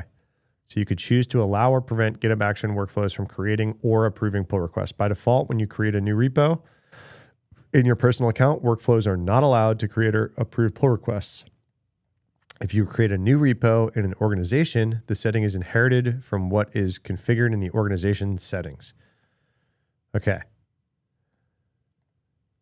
So this grants workflows. So it's off by default. But if you turn it on, it grants workflows the ability to create and approve pull requests, which can be risky, of course. So now you're programmatically creating or approving pull requests. If you're an open source project, anyone can open a pull request. So then you're having automation run on any pull request that gets opened on an open project. And apparently you can then have them approve them in an automated fashion, right? Ensuring the setting is deactivated to prevent workflows from making changes to pull request approvals or creating their own pull requests without manual oversight. Branch protection. Oh my God, I'm getting flashbacks. Branch protection was like a fight in previous lives for me. Fight. Lot of debate about this. Oh, the daily where's the GitHub repo link message. Do you have this on a cron? So everyone who's new here, this account comes in, asks for the GitHub repo link. I say, what GitHub repo link? They never respond. And this happens every day. I'm not going to block you. You just come and ask stuff. Unless you start doing any other nonsense. You can come in and ask your question every day. I'll ask my follow-up question. What GitHub repo link? You won't answer. you'll say, so no GitHub repo link? And then we'll both go upon our day. And like, yeah, whatever. I don't know what's going on. Very confused. Very confused. Branch protection. In addition to organization level settings, there's also repo level controls that help secure your workflows. Most importantly, branch protection and rule sets enforce rules before code can be merged, ensuring only trusted code makes it into your main and release branches. This is important because attackers often target these branches to exploit vulnerabilities in your CI/CD pipeline, where automated workflows like deployments or tests can be manipulated. However, branch protection has limitations. Malicious commit post-approval is an attack that occurs when an attacker injects malicious changes after a pull request is approved, but before it's merged. That's wild. Pull request hijacking can happen when an attacker adds harmful changes to someone else's pull request, then approve it themselves. I don't even fully understand that attack chain. It's just timing on like a pull request got approved, but not merged. And then at some point, an attacker can add changes to it and then approve those changes themselves. I don't understand. That's probably just some really, really weird. I wouldn't call it an edge case because that downplays it, but just like a really weird attack based on timing of things like approvals. But how would they approve it themselves? GitHub offers config options to close off these attack paths. Dismiss stale pull request approvals when new commits are pushed. So basically they're saying if any new commit is pushed to a pull request that was approved, where the approval is dismissed. Okay. And require an approval from someone other than the last person to push for the latter. I don't understand how they would approve their own bits. They'd have to be in the repo already. Yeah. But like, I don't know. I mean, I understand this config based on this description. I just am not sure I understand this attack path. But let's look at these rule sets really quick anyway. You can require a pull request before merging. You can require that all changes to the target branch are associated with the pull request. That's good. So you can't like hot commit to a specific branch like main, right? The pull request doesn't necessarily have to be approved, but it must be opened. That's the top setting, right? Then additional settings. You can have a setting that says select to dismiss stale pull request approvals when new commits are pushed, and or require approval of most recent reviewable push. Got it. I mean, we're in the weeds here, right? But this is making, the config is making sense. I'm not sure I really understand like when that attack would arise. Unless like what you're saying, Brandon, right? Like it's like they're already in the repo if they can approve. It's based off a cert. Yeah, but like how could they approve their own change, right?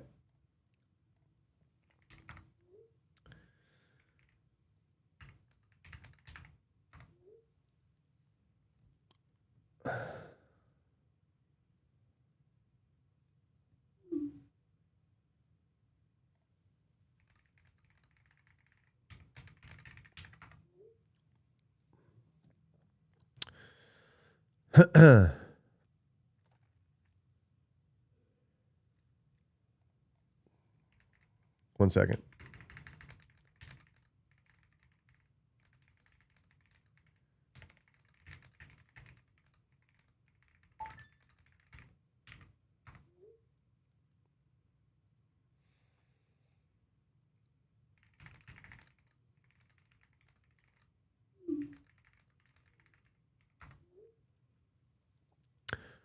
Watermelon. Jay, I heard that today was was your first day in the last 90 days that you had to do some work, and now you're here.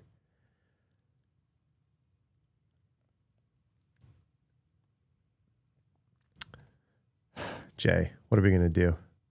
Someone told me, a little birdie came in chat and said that this was like the day this quarter that you had to do some work.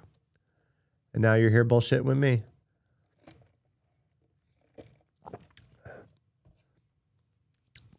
All right, we're going to run past this. I don't quite understand this attack, but I do understand the defense, and I theoretically understand what could go wrong here, right? I'm just like trying to fully understand this last part. Like, I understand all this. Like you can move a pull request into an approved state, but not merge it, and then changes could show up. I get that. Like, hey, then dismiss the approval, which should just happen by default, right? Kind of crazy. Then it's like, hey, I did not approve this anymore because this changed. So that makes sense. But then an attacker can add harmful changes to someone else's pull request and then approve it themselves. Feels weird, right? They're like missing a part of the explanation there. All right.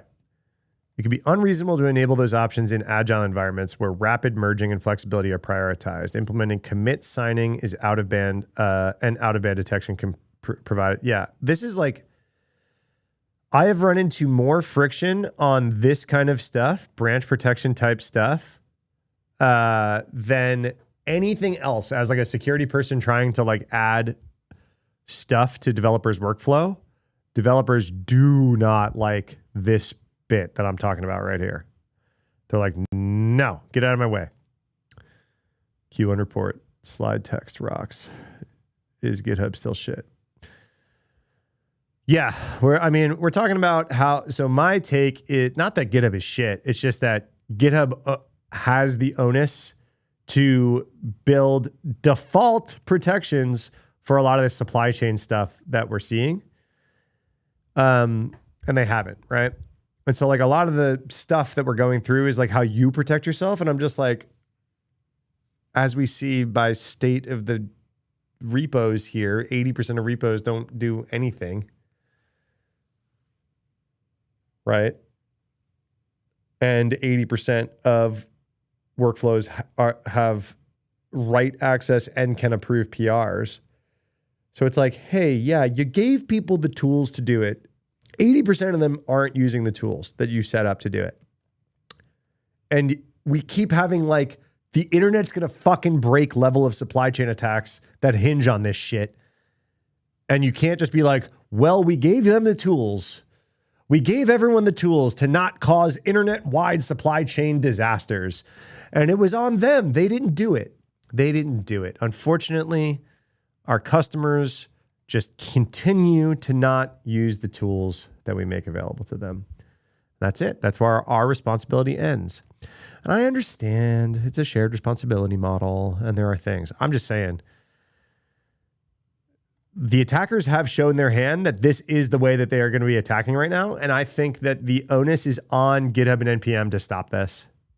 We have proven that we are not going to do that. Like, devs are not going to do it at large.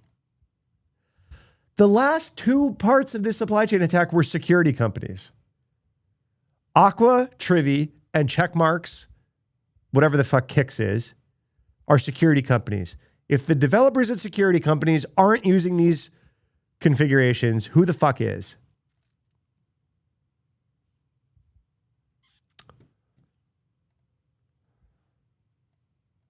I'm sorry, why would I say something so honest yet so bold, or whatever that meme is? So brave yet so honest. I don't know. Fuck. I failed. I meme failed.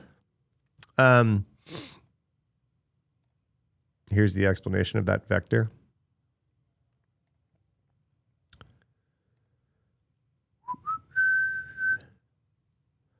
Which one? The GitHub thing I'm talking about?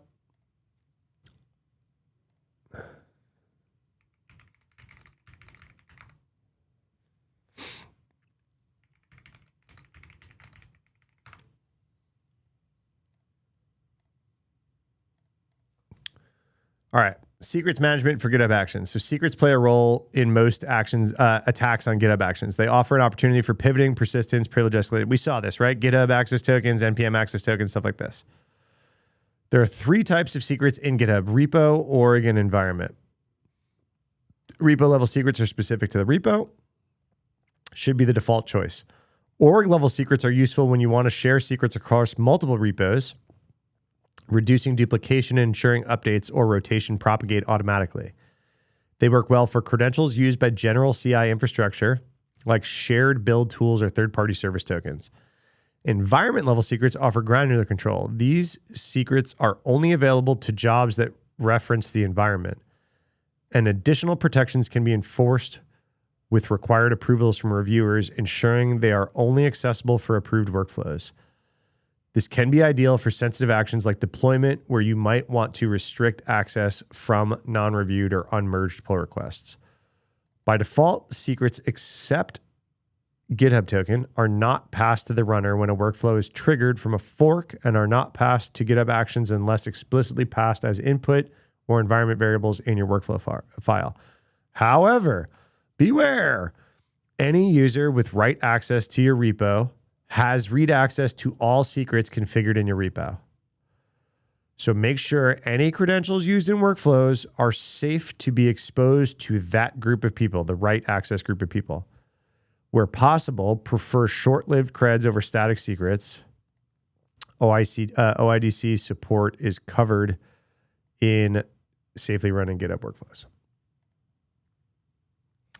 The way I understand it is we pull down and store, use locally, then update as needed through review. Some key clickers try to use open tools, but we block it. Would this stop this? Sorry, brain didn't brain there. We pull down and store, use locally. I'm guessing you mean like a GitHub release supply chain thing. Then we update as needed through a review. Some key clickers try and use open tools, but we block it. Would that stop this? So the gist is, let's go back to the JFrog thing really quick. So we're talking about this attack that just keeps happening, right? So JFrog identified Bitwarden has put a malicious release out. This was part of the checkmarks attack. Where's the socket blog? Bitwarden CLI compromised an ongoing checkmark supply chain attack. So the Bitwarden CLI was compromised in the checkmark supply chain and campaign after the attackers abused a GitHub action in Bitwarden CI/CD pipeline. So Bitwarden CI/CD had a checkmarks GitHub action. So this was all like automated CI/CD shit. The attackers got into the checkmarks shit, which then let them get into the Bitwarden shit, which let them cut a malicious release of this password manager that you could have automatically pulled if you're like pinned to latest or if you like updated or whatever, right? So the checkmark shit, malicious checkmarks artifacts found in official Kix Docker repo. Okay.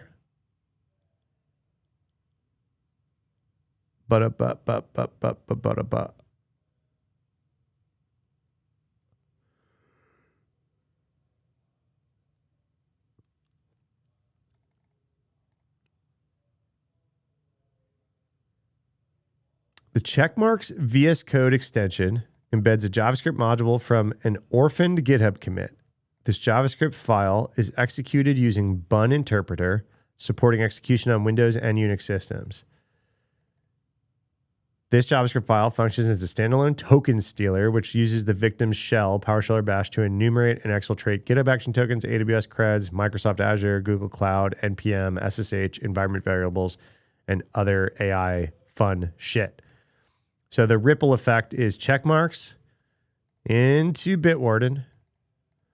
And then Bitwarden is now the thing that the same attack is doing the same stuff, is doing the same data exfiltration to this fake checkmarks domain, or, you know, using GitHub as data exfil.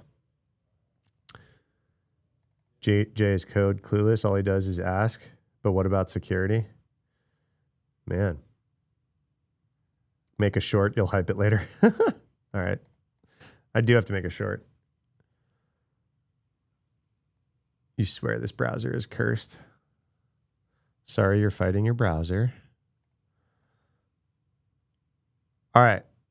So we're through branch protection. We're through secrets management.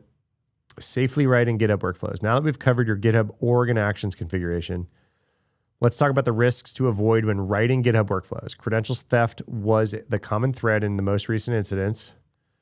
Stolen secrets enabled lateral movement from compromised workflow to package registries. Brandon says, basically the attacker gets the PR approval, then pushes the malicious code before merging because it seems the approved status allows the unreviewed attack to merge. Right. I get that part. But like, okay, maybe you're saying it and so I get that, right? And a PR gets approved. Where are we? Here, right?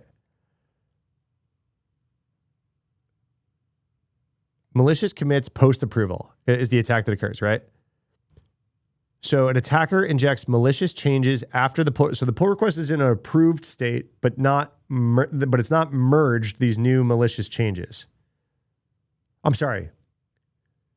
The pull request is in a approved state because the malicious changes didn't exist to the main branch, right? Now, or to whatever branch the pull request is to. Now all of a sudden these malicious commits come in, but it still stays in this approved state. I get that one. It's this one that I don't get. This is what you just described, Brandon. I get it. So like these malicious commits inherit this approved state to the pull request. But then this pull request hijacking can happen when an attacker adds harmful changes to someone else's pull request, then approve it themselves. So I get the approved not merged, and then the malicious changes inherit the approved state.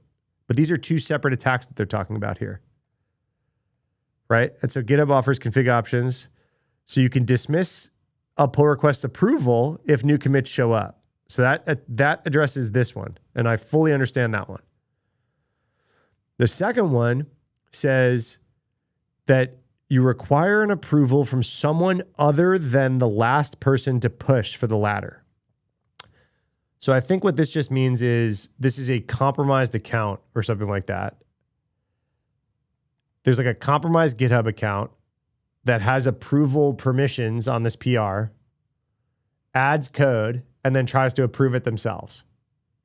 But they're just not saying that. They're not saying that there's a compromised account with approved permissions. So that's why I'm confused, because I'm like, if this is just an attacker, so an attacker add harmful changes to someone else's pull request. How can they approve it? So that is, say you pushed good code and I have write access to, right, you have that. What I don't understand is why the attacker has write access to the branch. Most repos run automated tests when the PR is open. Right, but that's still not what this is. This is, so like why I'm confused, right? Okay. Brandon, it's your repo and you opened a pull request, or it's some public repo and you've opened a pull request to it, right? You've opened a pull request. I'm the attacker. Matt J GitHub account is bad and I'm the attacker account. Matt J account has no special permission to this pull request or this repo. I'm the attacker. I'm like over here in attacker land, right?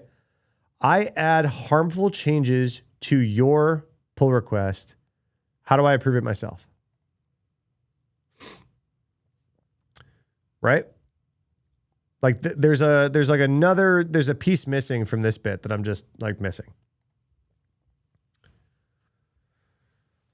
Why would they let them change the repo?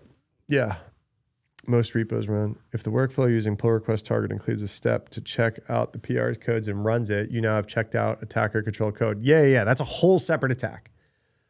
If someone is a contributor or maintainer, they'll have write access to other branches.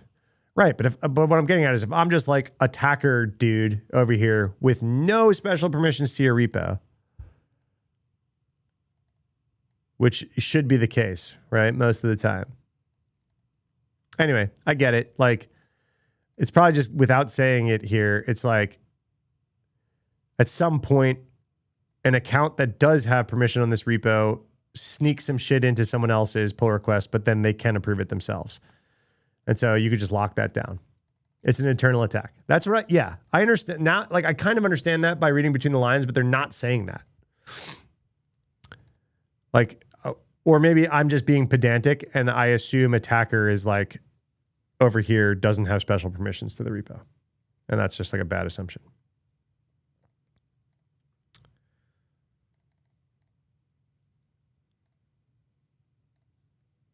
Make sense?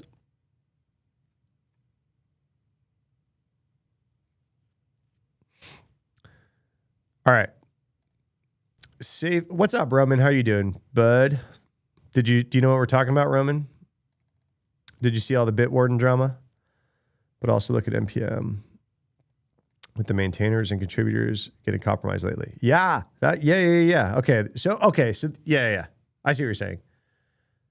They have the GitHub. Okay, they have a maintain. Okay. Thank you, Brandon. Oh yeah, Roman. Not scare you. If you're using Bitwarden, go. You're running an incident now, buddy. Bitwarden CLI popped. Bad.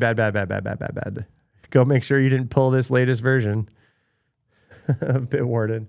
Sorry, bud.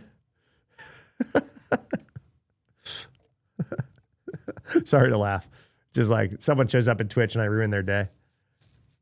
Brandon, I got it now. My brain got there. So like GitHub maintainer loses personal access token via these supply chain attacks, but they're not like God mode on their repo. Say Axios, right? It's not like one GitHub account is God on Axios, right? So like personal access token on Axios repo, the attacker can sneak malicious changes into another already open pull request, and they could approve it themselves to like sneak their changes into someone else's pull request as part of like the thing. I got there, everybody. I got there. GitHub just seems like a crappy place to store and collab on code. Well, it's only the biggest one. Crappy or not, it's here. XeUtils. So XeUtils was slightly different, right? He didn't do that. He just contributed legitimately for months and then I think he opened his own PR, right? And in the PR, there was a dependency. There wasn't even malicious code in the PR. He just introduced a malicious dependency that had the bad code in it, right? But he had developed the trust over the last couple months by actually helping, so became a contributor, right? Is there a tool I can use to see what exposure is in our environment? Depends on what you mean by what exposure. I mean, Socket's got some free stuff you can kick around.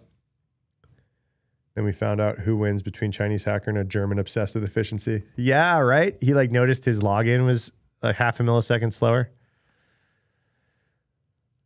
Yeah, I'll put this in chat. If any of you are like just, it looks like viewer count just went up by quite a lot. I don't know where you all just came from, but, and by quite a lot. In Matt J terms, we're at kind of normal. We were quiet all morning and now we're kind of at normal. So wherever you all just came from, this is what we're talking about.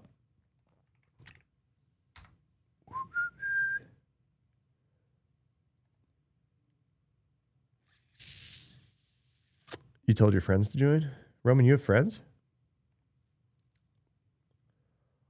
What? Yo, I get the weirdest, like, hey, we'd like to pay for you to promote to our shit. I have one in my thing right now from the largest print-on-demand platform in the world. Why would you look at my account and be like, this guy? We're gonna pay this guy to talk about printing fucking t-shirts and mugs, baby. Baby. Let's do it. Let's print some t-shirts. Send them your way. Bots. Well, no, I mean, people are showing up chatting. There's probably, I mean, if I was botting, you think I would stay at 25 viewers? I got 19 of you in YouTube and 6 of you in Twitch. Volnu needs t-shirts.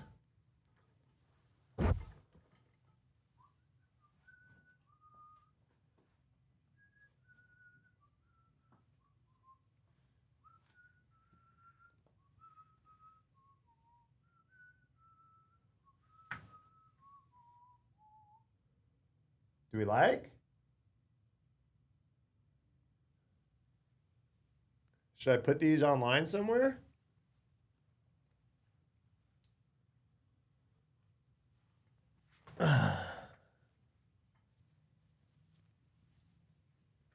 Boom.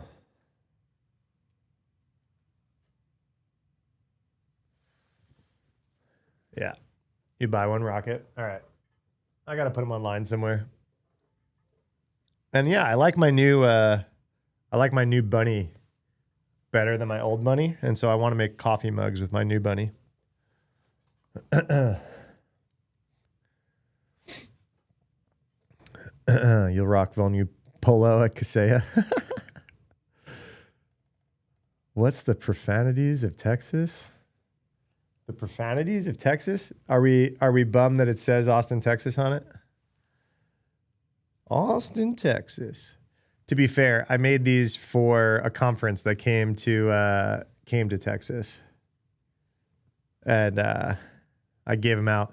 My buddy is a cybersecurity founder, but he owns one of the bars on 6th Street, which is like our bar district, and I ran a meetup at his bar, like upstairs. We had like a private event. I catered barbecue and invited a bunch of people. I got like 80 people to show up. We had like our Volnu party. Yeah, look, I got the sign.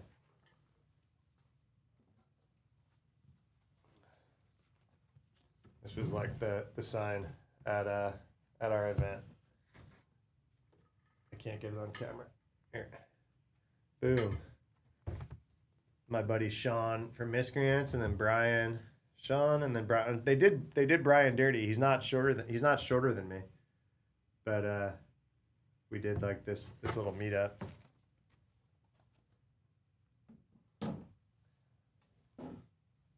And my one other piece of swag I printed for my team. It's kind of dark. Oh man, you can't see it at all. Wow, why can't you see that like even a little bit? Come on, focus. Damn. This label says Volnu on it. Vulnerable U on it. It's like super dark for some reason. I turn my flashlight on. There we go. Boom. Look at that. Black on black.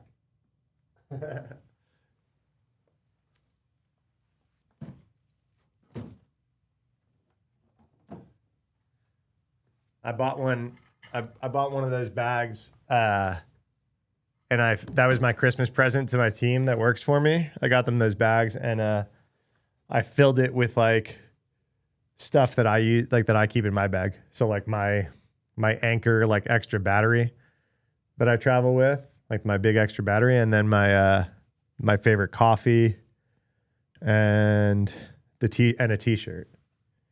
And I gave it to the team.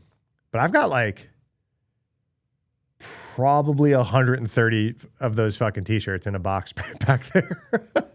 So I did not give away nearly as many as I thought I would at my at the event. 6th Street, where all the Twitter fights are filmed. What the fuck is with that Twitter account? What camera are they using? That is the nicest footage of anything I've ever seen in my life, is fights on 6th Street on Twitter. Do you guys know what I'm talking about? Like what Roman's talking about? There's this Twitter account that's like Texas street fights or something. And a lot of them are 6th Street. Some of them are Deep Ellum in Dallas. But it's like the party streets that everyone gets drunk, and then at like 2 a.m.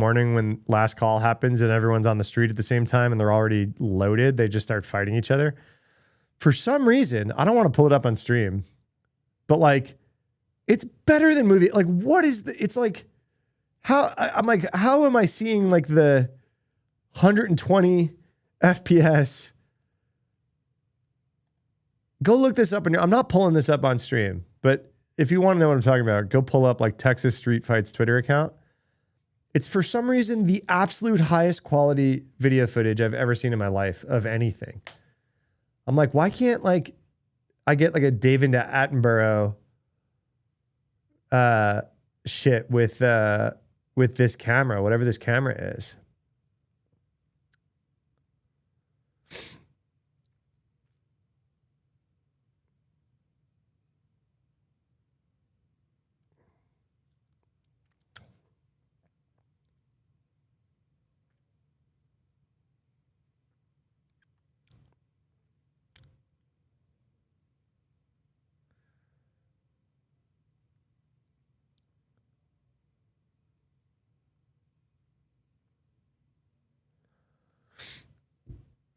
Dude, need that. Is the wooden nickel still open on 6? I don't know if the wooden nickel, that doesn't sound familiar.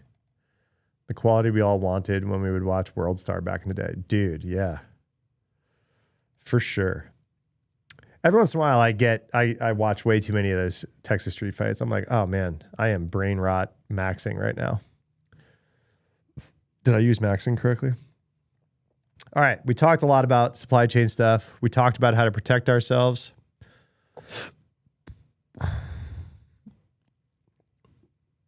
We good? Oh, wait, I didn't finish this whiz blog. Do you guys want to keep going through how to protect yourselves?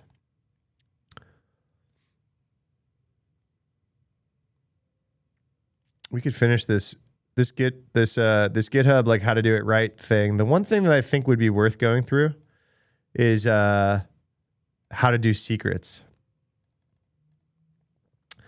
What do I do for work or as day job? You're looking at it, buddy. Most recently, I was head of software security for Reddit. And before that, I was head of vault management and remediation for Bank of America. And then I was head of cloud security architecture for Bank of America. And I was head of security for a fintech company that got bought by Goldman Sachs. So I was kind of like a consumer-facing CISO of a division of Goldman Sachs. I've done a lot. But now I do Vulnerable You. Soon to be New York Times bestseller. From your mouth to God's ears, Roman. Guys, I thought of a conference talk. I haven't been in the conference talk circuit in a while, and I thought of one. I need you guys to tell me it's a good idea. No, I don't. I'm going to do it anyway. But I like validation from strangers. The commoditization of the nation state attacker. I think that topic is a good conference talk that I could do like 30, 40 minutes on. Basically how like go over the last 10 years of like nation state attacks and then talk about how recently we're seeing those same type of attacks, but not from nation state level attackers. And then just talk about the new capabilities that AI is putting out without like the hype bullshit that we don't know is true or not with Mythos, but just like in general, directionally where AI is going and like how we're seeing that cause cyber criminals to be able to do stuff that nation states previously were only allowed to do. And just maybe like make some hot take predictions about the future and direction of this as just kind of like the commoditization of the nation state attacker was the title that I came up with. What sparked this idea? Oh, my video. I'm about to put out a video about it's probably the hardest we've worked on a video for my channel. With iVerify, the team that found the iOS exploits on that Russian server that then was used on Chinese crypto scam websites. So it's why do I still have this up? Sorry. This was kind of the thing that started it. I was like, oh, I was interviewing this guy that like his team literally found this exploit on the server, this exploit kit, Karuna, and then Dark Sword, right? And it's like Dark Sword, he described it. Dark Sword is a $40 million exploit kit that just was on a Chinese crypto scam website. in a watering hole attack. We have never seen that before. We've never seen that before. Nation states purchasing and developing iOS exploits were always targeted after journalists, political opponents, dissidents, protesters, whatever, right? They were always targeted. Espionage campaigns, whatever. These exploit kits were just sitting on servers in watering hole attacks, just popping iPhones of whoever came by. Has never happened before. So I'm like, all right, did they not know what they were sitting on, or did they not care?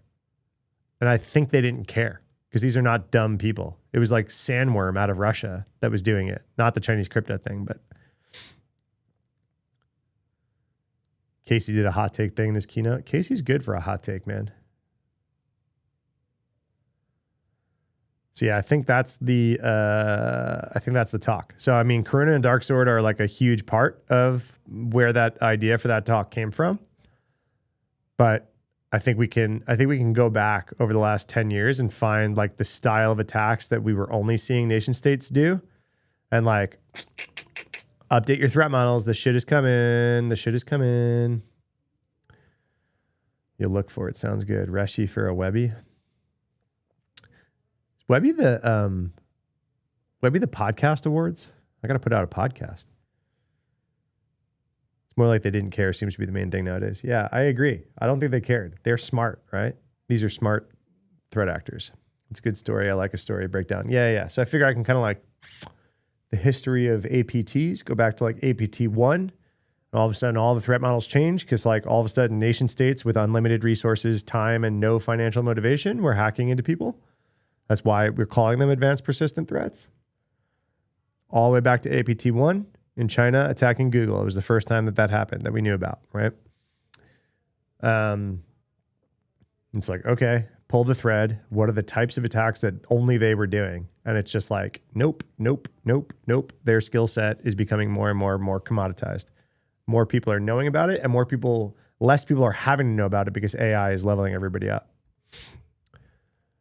And it's gonna get worse if even a percentage of the mythos stuff is true. It's gonna get worse before it gets better. Gonna get worse before it gets better. I'm giving a talk I'm keynoting some like scuba conference, some scuba security conference that my buddy's throwing. He asked me to come keynote. But like the other keynote is the CISO of the NFL. So I'm like, oh, imposter syndrome. How do you do? Dude, I just signed up. I got to get all scuba certified. Have you guys ever scuba'd? I've never scuba'd, but fucking,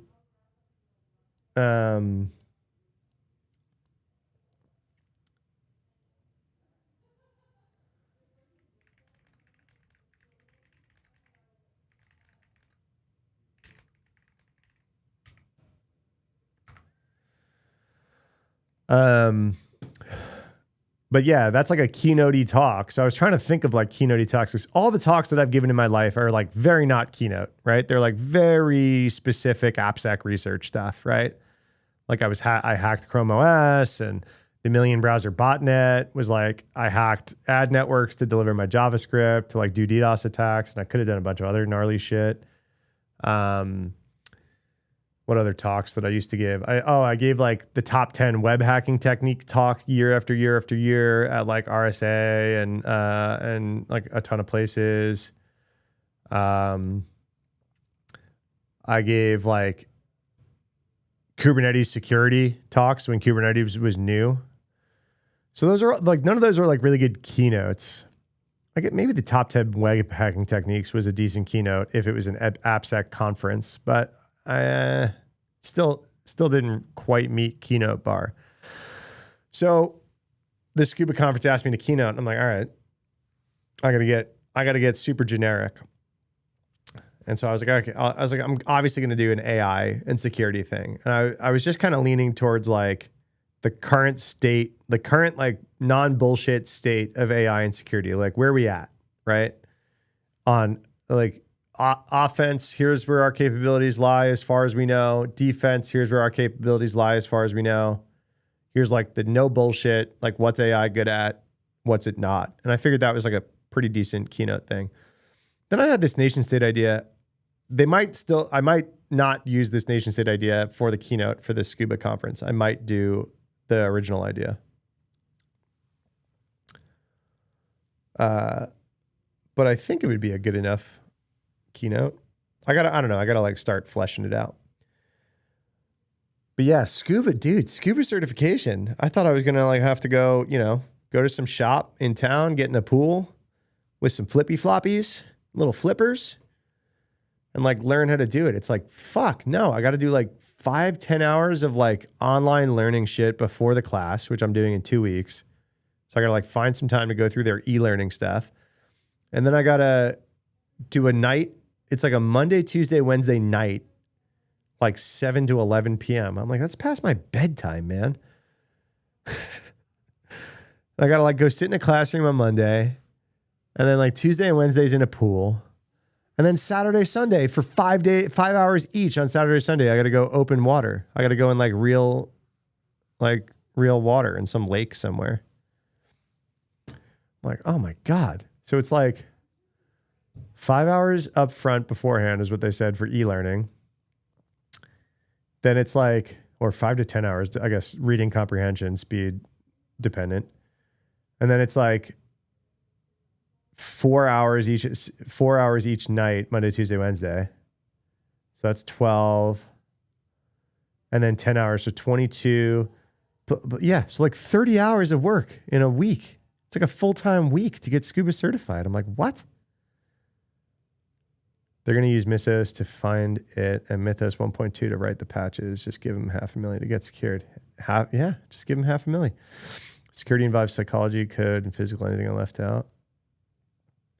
Budget. Money. Security involves money and willingness to spend it and prioritize. Keynotes to be about the philosophy of vulnerability and best practice. Yeah, that's what I kind of mean, right? You got to kind of zoom out a bit to keynote. If you persist and figure something out, how do you reach people who can also do independent verification of stuff? Like when you hacked Chrome, what was the process like after getting through? That's a great question. So like when I hacked Chrome, so that was a unique scenario because they sent my company, my boss, the beta version of the first Chromebooks. It's called the CR48. And my boss, he knew me. He literally got it in the mail. I was like, well, I'm not going to touch this. And he walked into like the area of the office that I sat in and he gave it to me. He's like, here, Matt, you fuck with this. I was on a tear at the moment, by the way. Internally, I was like becoming like, my reputation was growing at this place because I was finding some really cool bugs internally. Not shit that we could talk about publicly at the time, but it was like on our clients, I was doing some cool stuff. Okay. So like, so Jeremiah Grossman, founder of White Hat, he got the thing.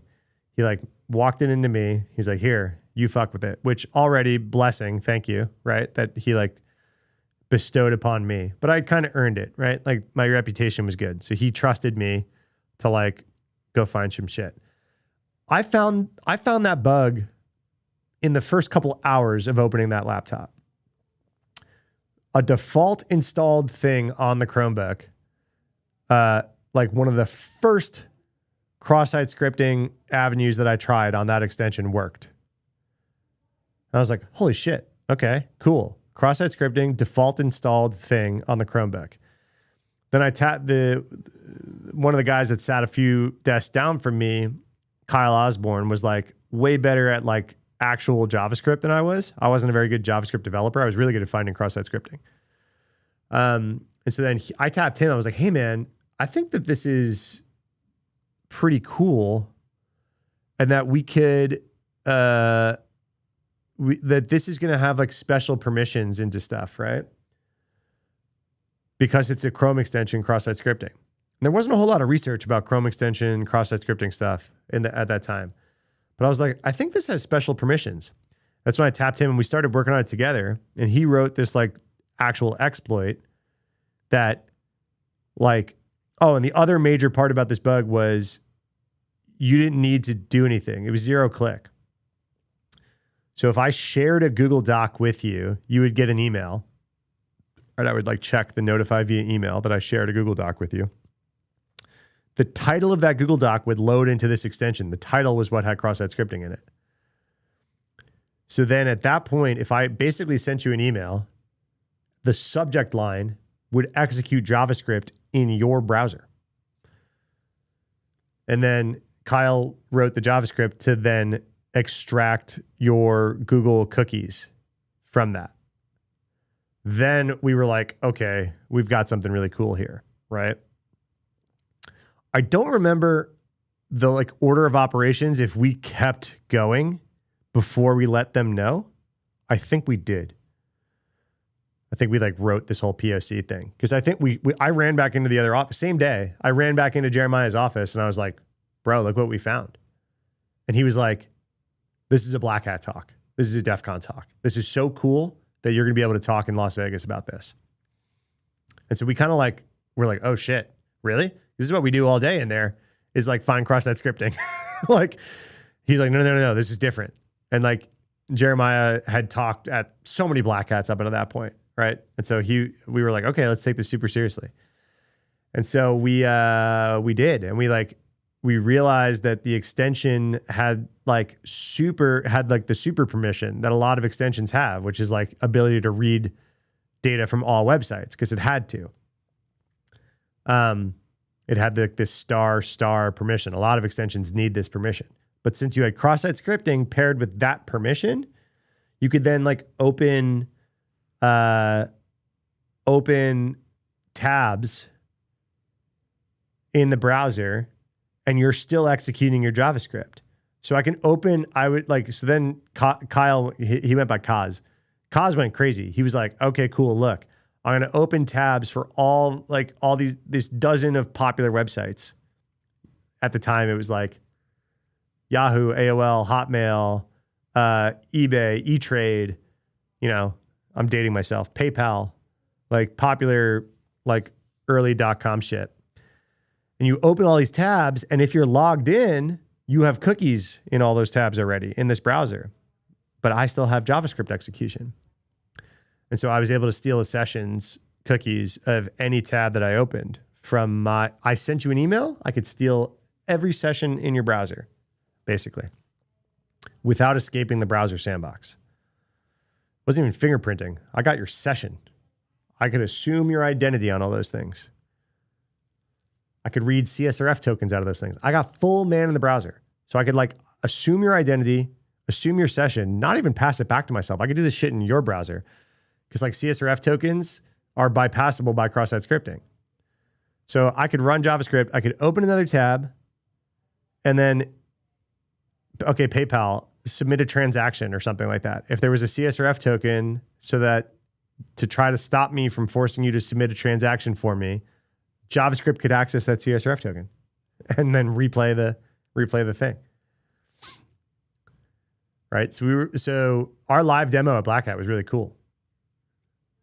He also wrote a JavaScript port scanner.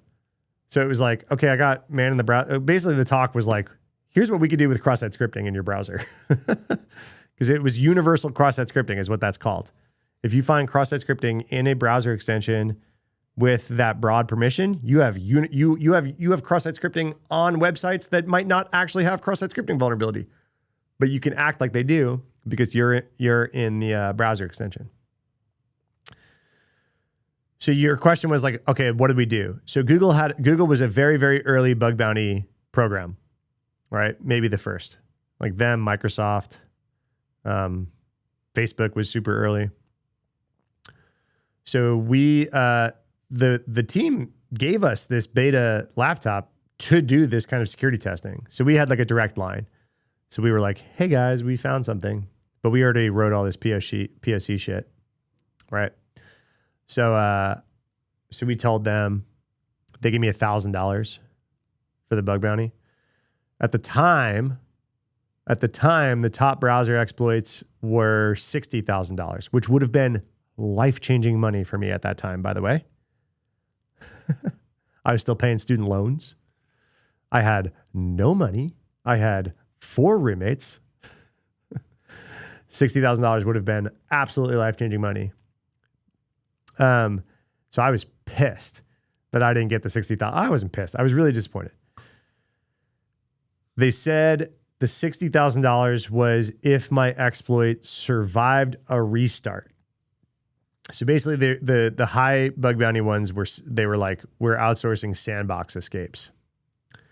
And my bug didn't escape the sandbox. It just avoided it. I did all the same stuff that the bug that they were paying that much money for would have done.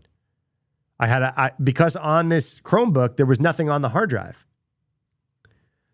So like their whole thing was like, oh, you escape the sandbox, you get remote code execution on the system, and you could do malware, you could like steal shit off the computer. But the whole point of a Chromebook is that there's nothing on the fucking computer, right? This is why they give them to old people and students so that they can't mess them up. They're like, here, you can't install viruses. Here's a Chromebook, right? You can't install anything.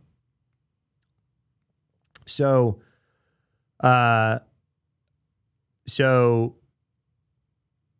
my argument was you just pushed everyone to do everything via Chrome extension, G Drive, word processing, like everything that you would have installed a program for before Chromebooks, they were pushing you to do in the browser, right? That was the whole point. And I exploited the browser. So I was like, everything you're doing, I have access to. I have access to your whole Google account, your whole G Drive, every other website you can log into, I can access with this exploit. So I don't care that I can't install anything on this computer because there is nothing on the computer worth stealing. You're forcing everyone to do everything in the browser. That was my argument. I still think it's a good argument. But they were like, yeah, but you found a cross-site scripting bug. That's $1,000. You didn't find a sandbox escape and remote code execution chain. By the way, it was $60,000 then. It's like $1.5 million now, $1 million now.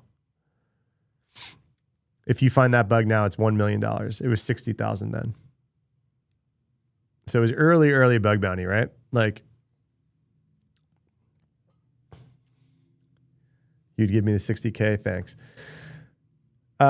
Yeah, if you restarted this Chromebook and you reopened it up and my email and note was still in your email box, it would automatically re-exploit you. So every time you restarted, if it was still there, it would re-exploit you.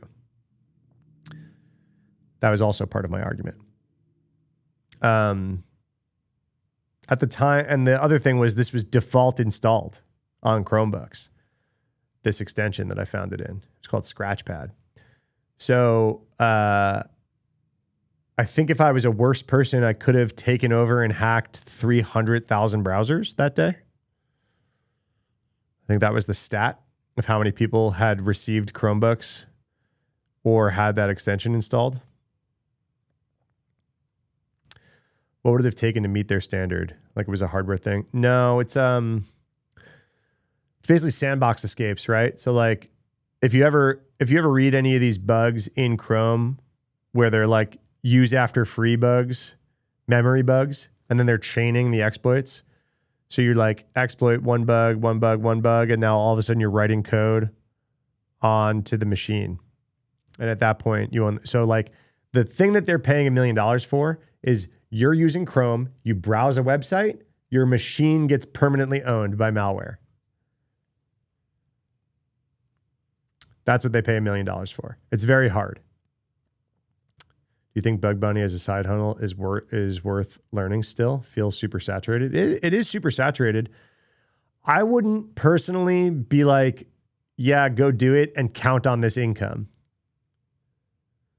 Especially if you're not already established and very good. But as a learning methodology, hell yeah. Who cares if it's saturated? If you're learning to hack, it's super valuable. I wouldn't be paying my mortgage off of it. The people that do that are very, very good. And they're, I don't know, confident that they're going to be able to find a certain number of bugs per quarter, right? To like stockpile some cash. Any big breaks where you are an independent person outside of your job, especially if everybody is inundated with AI slop and you don't have a direct line relationship, Google to like that. Yeah. Colin, have you heard my career story? Have you heard my lore? Has it been long enough since I told my lore that some people in here haven't heard it? I feel like I say it too much, so I try to not like just tell this story all the time.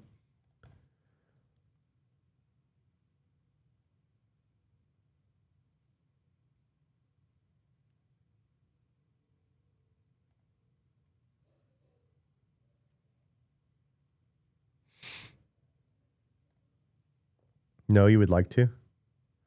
TLDR came from a trust fund. I fucking wish, man. I wish I was born on third base. That'd be dope. All right. Sorry for everyone who's already heard the Matt J lore. It's a good story. I'll try to tell it entertainingly. Colin is officially a regular in chat. So if he would like to, I'm down to oblige for a minute here. So I was in college in New York on Long Island. I was living in the dorms, and I had an internship it was a company called Arrow Electronics. It was like a big semiconductor like middleman website, or not website, company. Big ass company, like Fortune 100 company. And I had an internship with them. I was like a data security intern. I was basically like approving Active Directory, like file share requests and shit like this. And they were set to, my internship came up and they were like, hey, can we keep you part-time even though school starts and the internship's up? And I was like, yeah, I'd love that. And so like so that was the summer internship, and I stayed on through the fall, and I was going to graduate early. I was graduating like a semester early. So I did college in like 3.5. And so this fall semester was my last semester of college. My internship was like, hey, stay part-time. And the whole thing was like, hey, you're graduating in December. Cool. Stay part-time. We'll give you a full-time job once you graduate. So I was like, all right, cool. I'm going to work for Arrow, for like, I'll make like 50, 60K. And, this is great. Like, I can still stay on Long Island. I had a bunch of roommates, like me and my college buddies were roommates. I was living in the dorms first, and then I was like, okay. So then I was still interviewing for other jobs. My girlfriend at the time moved to California in the Silicon Valley, and I was like, oh, let me go out there too. So I was like, Arrow was kind of the plan, but like, I was like, oh, let me, whatever. And Twitter had just started. This was literally year one of Twitter and LinkedIn existing. And so my professor at college was like, hey man, get on LinkedIn and Twitter. And he handed me a DVD of like a conference talk giving career advice. And so he was like really trying to help like mentor me. He's like, get on social network, get on IRC chat rooms, like just go meet people, go to these meetups in New York City. So I was going to these meetups in New York City, all this stuff. So I was just trying to meet people and like figure out what I was doing, but I had this other thing. And then guess what? Financial crisis, 2008 financial crisis. So I got laid off and graduated in the same month. So like December, it was like, hey, by the way, not only do you not have a full-time job here when you graduate, like you and 80 other people got laid off today, right? So I had to move back in with mom and dad. It was like, which is a miserable situation for me. So I was like really fucking depressed and stopped making money and graduated and had student loans. I was like, oh, fuck, right? And the whole world was burning. It was like the worst, besides COVID shit, like historically, like probably the worst month to graduate college, like ever. And so obviously no one was hiring. So I was like, all right, I just got to meet people. So the first security conference that was coming up, because my professor was like, hey man, just like get out, meet people, go to security conferences. The first big security conference that was coming up post December was ShmooCon. It was in like January or February. So it was just a few months later, and it was in Washington, DC, which is like close enough. Right. But again, no money, moved back in with mom and dad, like broke, depressed, like all this kind of stuff. So early Twitter, I was like, one second.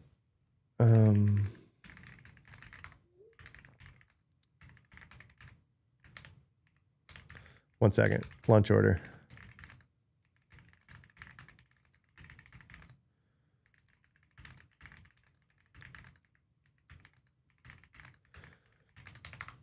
Getting lunch delivered.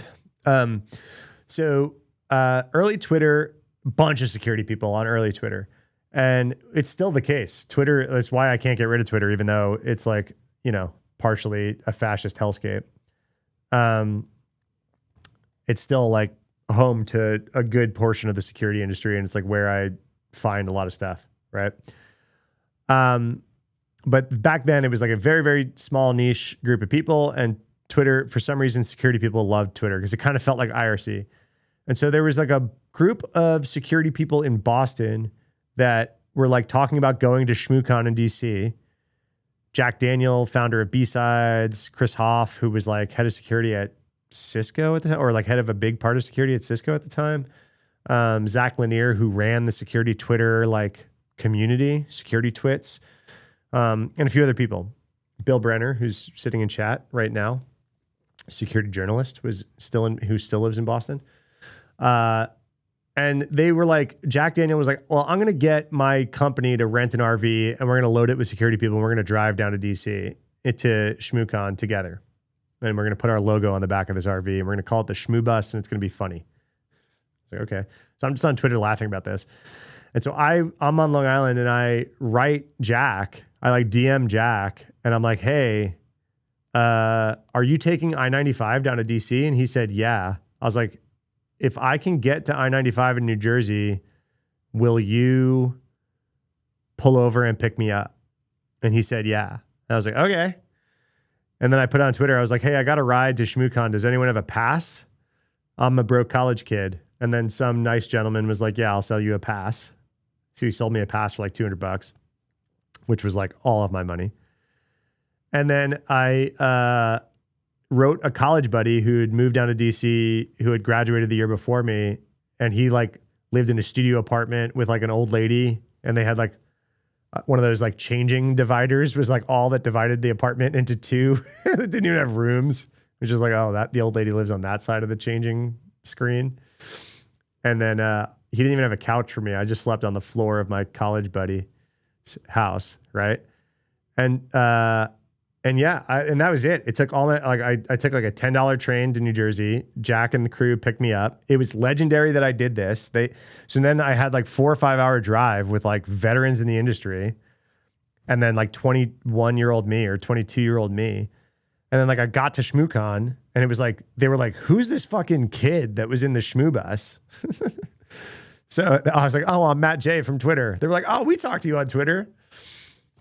And then I met some people down there that this guy, Jamie Arlen, and this guy, Dave Lewis, who ran a blog in Canada, security blog called Liquid Matrix Security Digest. And they were like, oh, look at this young pup. We're going to let him help us on our blog. And so then I ghost wrote on their blog under the name Security Intern on their blog. And I wrote the daily news on their blog. So it's literally what I'm doing now. Was my first thing.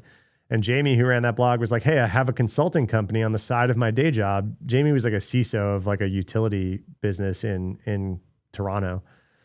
And he's like, I've got this consulting company that I help people out with on the side. Do you want to help like write policy? So I was writing like ISO 27001 policies for his consulting company for like peanuts, but like I was getting like $1,200 paychecks from him to do this.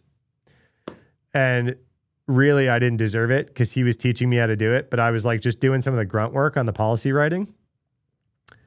And so Jamie paid my student loans and shit, basically for a few months. It helped me get out of mom and dad's house. And I moved in with 5 roommates. So I was paying like $200 a month in rent, $300 a month in rent, whatever the fuck it was. And then I went to RSA in the spring of 2009. I told you my girlfriend moved out to California. So I was like, I'm going to go stay with my girlfriend. I'm going to go to RSA. And I went to, again, part of Twitter people that I knew at RSA was this company called White Hat Security that I was like, I really want to work. Oh no, I'm sorry. I skipped a year. Hold on. I didn't go to RSA that spring. I went to Black Hat and DEF CON that summer. And a bunch of people from ShmooCon that I knew would do like a cigar meetup at Black Hat and DEF CON. And I went there and I met all these other people that I knew from Twitter. And 70, I think I did the math, like 80% of people that I've worked for or got a job because of were at that cigar bar that I met that summer. So who was at that bar? Chris Hoff, who was on the Shmoo bus, by the way, but he was the one who organized this cigar meetup. So Chris Hoff was head of cybersecurity technology at Bank of America, who hired me at Bank of America 15 years later. Allison Miller was at that cigar bar. Allison Miller, guess what? CISO of Reddit, hired me at Reddit. Jeremiah Grossman was at that cigar bar, founder of White Hat. What was one of the other ones? Oh, I met Arsnake, Robert Hansen, who we were talking about the other day, the inventor of Slow Loris. He was at Vegas that year. I met him. He's the one who introduced me to the guy in Austin that got me the job in Austin. Like, it's like every job that I had, it was like people that I met in those like first couple of conferences for security. And again, no money. I was staying at like the $20 dirty hotel, had no badge for Black Hat or DEF CON. I was just like, I'm getting to Vegas, man. I don't have a badge, but then people would hand me badges. I would sneak in, whatever. I would go to parties. I would hang out. I would meet people. And yeah, I met a guy in Vegas who was like, oh, I'm always looking for like junior pen testers. And then I got like a consulting pen test gig. That was like my first year in security. And then that gig sent me to RSA. And I met White Hat founders at RSA at their party.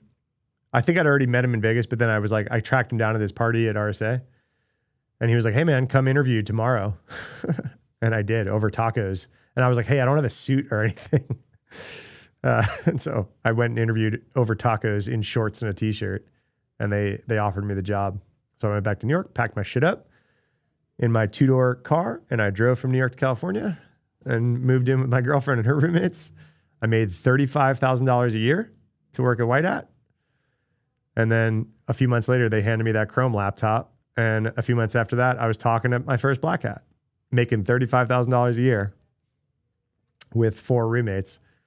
I was on stage at Black Hat and DEF CON and being quoted in the Wall Street Journal and on CNN. Ta-da, there you go. So my lucky break. I didn't have an in at Google, man. I just started doing what you're doing right now, right? Like, you're just talking to me, like, you know, cool. Like, let's chat. Let's hook you up. What do you know? You know? So what you're saying is bus, Shmoo bus. What I'm saying is just do fucking, just meet people. What do I tell what do I tell you guys always? Learn shit, meet people. Roman just went to his first cybersecurity conference. Roman, did you meet anyone you kept in contact with? You're going to get like a cool job from anything you met there? Doesn't happen at every conference, but I'm just saying there's cool people to meet at every conference. ShmooCon, which I think there's a lot of GitHub security folks involved now. ShmooCon does not exist anymore. The last ShmooCon was last year. Sad. Sad. Yeah, they did the last ShmooCon last year. It was a good conference. It was a good conference. I'd say B-Sides SF is like that same size. It's not the same vibe. I'd say B-Sides SF is like the new pinnacle for me of like right size, right venue, right group of people. You're moving on to the next interview round that I had yesterday. Oh, is this the cloud security one? Did you meet this cloud security? Did you meet this team that you're interviewing with at that conference you went to? You need more time to marinate, not selling myself short, but I know myself well enough to know what your strengths and weaknesses are. Yeah, for sure. Do you? I mean, but like, just put yourself out there. Put yourself out there. Marinate or not. Just like, whatever you are learning, just fucking talk about. Learn publicly. I did not, but they mentioned See Me Go via LinkedIn. See? They're like, this guy is passionate and involved in the security community. I just snapped and chat did that again. That happened earlier. I like pointed at chat and it was like, Restream is going to be dumb. Oh, Restream just refreshed on screen and got rid of Twitch. That's what happened. Twitch chat just broke on screen. Oh no, there's Roman. But Roman, none of your other chats above the one that you just said is there. Fucking stupid, man. Restream dead when?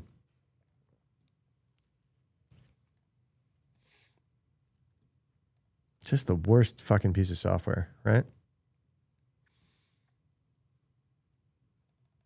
How much time do we have left for what? For stream today? Or like before the asteroid hits? I don't have the answer for the second. I'm convinced I'm doing something wrong with the streaming software. Because like I agree. As popular as it is, I'm convinced it's me. It's got to be a me problem, right? There's no way that everyone else that uses this software has these problems every day.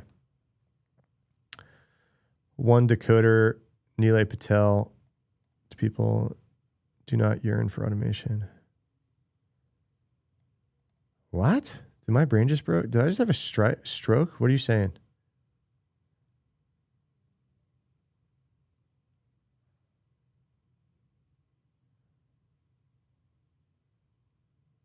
One decoder, Nilay Patel, the people do not yearn for automation. We are all accountable to each other, even when we embrace LLMs. And then two, the skills thing you said on Twitter. Dude, I'm sorry. I'm having a stroke. Or you typoed, and that's fine. But all right, we gotta do some newsletter stuff. Had to truncate, that was bad. No worries. We got to do some newsletter stuff. Let's make sure we grab any headlines that we missed and haven't talked about today. Decoder with Nilay Patel, most recent episode. Oh, is that a podcast or a YouTube channel or something? Let's do some headlines real quick, and then we can go do YouTube shit. I can stay as long as we want to stay today. Thursday's my no meeting day, and I got to write my newsletter. And I started late, so we're only at 2 hours, 40 minutes so far. And I started like an hour late today. Am I filming a YouTube video today? Maybe I'll film this Bitwarden. Should I film something about Bitwarden? I filmed a Vercel Lovable rant yesterday. That's going to go out today. My editor's putting that out. And I've got 2 other ones he's working on that are already going out. So I don't think... I've got 3 videos in the pipe right now with my editor. So I don't think I absolutely need to film something today. And honestly, Bitwarden's going to be old news by the time he can get anything out, unfortunately. The way that my current workflow is with my editor, he cannot get something...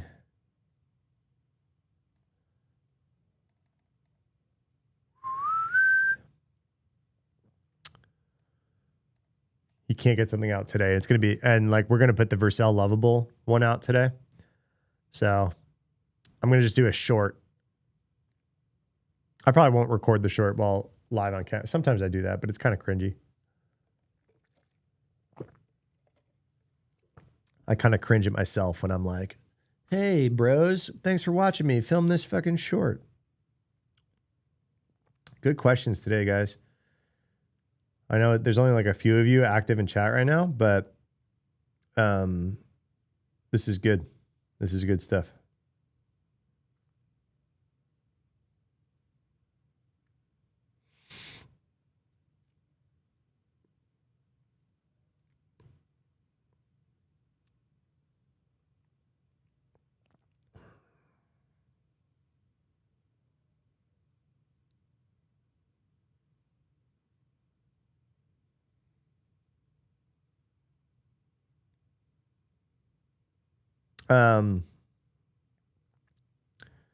Let's do some news stuff really quick. Sorry, just distracted.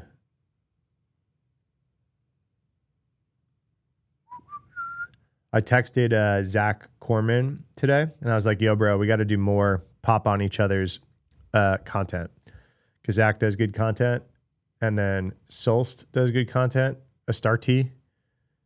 And I was like, we got to get our Riverside game so we can like bullshit with each other. Let's do headlines real quick, because otherwise, if I don't do newsletter stuff, I stay up way too late. If I don't do newsletter stuff in this time block right now, I am up until significantly too late, going cross-eyed doing the newsletter. So that's what we're going to do.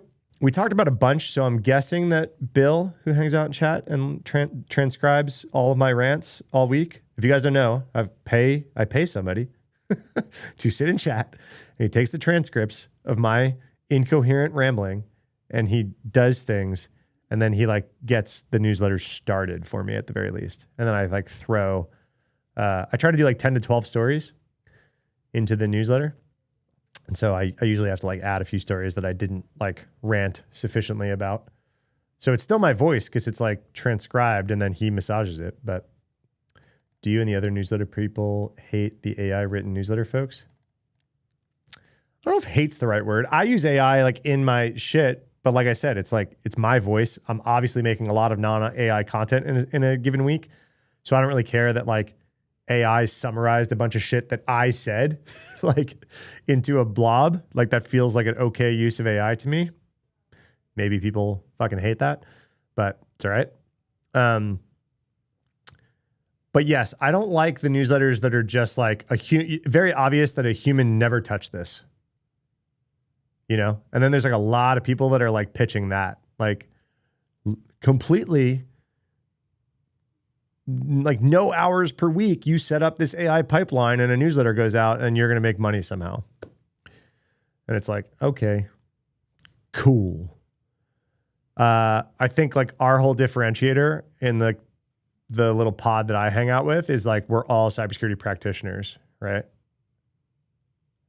If you have an LLM or skill tuned to be truly like your previous work's voice. No, I still edit the fuck out of all of it. But like, I can at least have it format and stage and like summarize. And I mean, I still pay Bill a decent amount of money. He's not AI. Like Bill is a human that like gets it one step further. And then I still go in and edit everything so that it's like, oh no, I said it like this or whatever. But man, I got scared the other week. I had a CISO of a very large financial institution text me and say, hey man, I'm running an incident about this vulnerability and it wasn't in vulnu.com. It wasn't in the Vulnu newsletter this week. Am I overreacting? And I was like, oh, I need to take my responsibility a little bit more seriously here. Like literally CISO of a major financial institution was like, hey, you didn't mention this vuln and I'm like running an incident. Is it not a big deal? I was like, holy shit. Okay. I will go look. Did I miss this? And it was not a big deal. He was overreacting. I was like, cool. Yeah, that beginning scaffolding takes hella long. Oh, dude, yeah. Like my big time savers is like H2 tagging the fucking headline, putting a link in the headline. Here's the summary of what happened. Parentheses, read more with the link. Do that enough times in a given week. And you're like, you know, it's quite literally hours of work to just like get it all loaded. And so AI plus Bill saves me hours. It used to take me 6 to 8 hours to do the newsletter. Now it's taking me, if you don't count all of this of me reading the news and talking about it, if you just count pure play me open newsletter CMS, it takes me like, I don't know, 2 on a good week. If we nailed it and actually covered some shit that Bill could turn into usable stuff, and like 4 on a okay, I still have a lot of work to do week, but it used to take me 6 to 8 hours. I used to be up till 2 a.m. When I was working at Reddit, I was up till 2 a.m. 2 a.m. easily getting the newsletter ready when I still had my day job.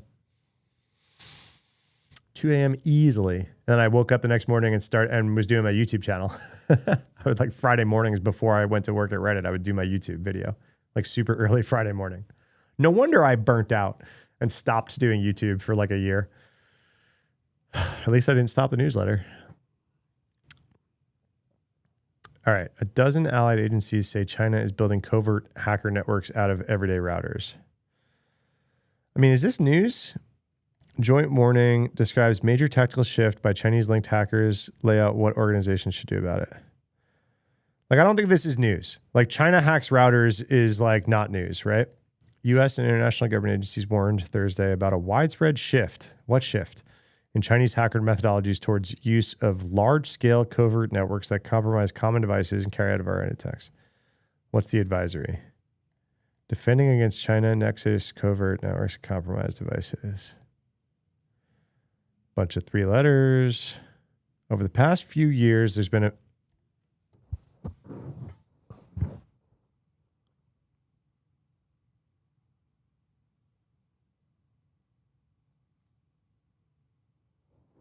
Years?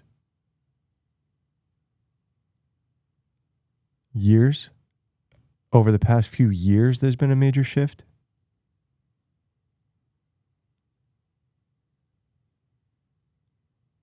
Are we fucking kidding me?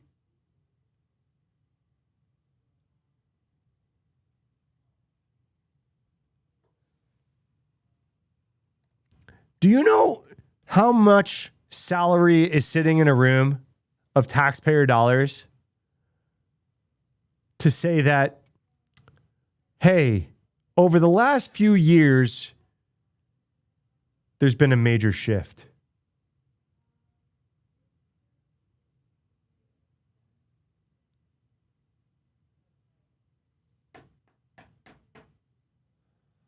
Guys, this broke me. Here I am being like, oh shit, bunch of 3 letters getting together. Let's see.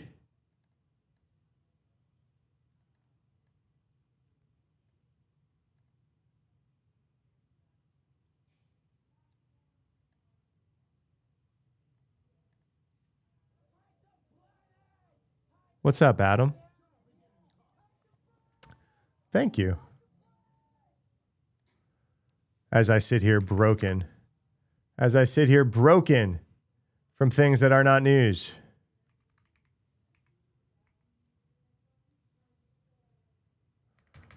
Oh my God. Guys.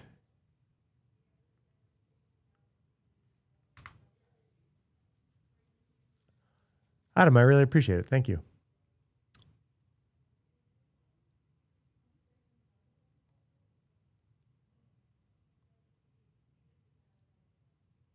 Oh my God.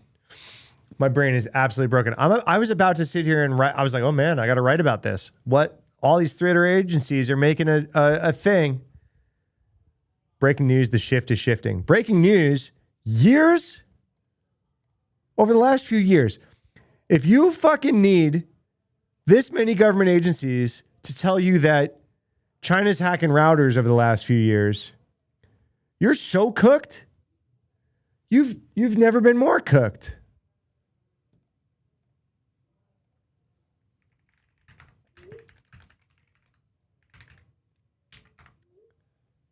I'm streaming. Yeah. Pedram's like, can I come in? I tried to get into Pedram's office. He was on the call.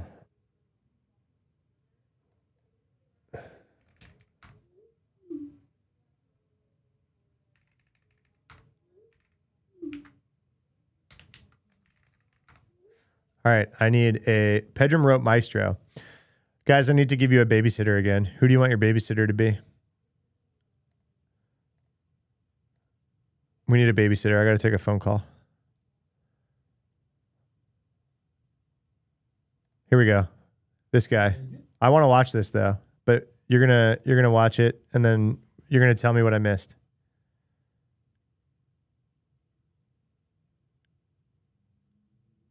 Okay, one sec.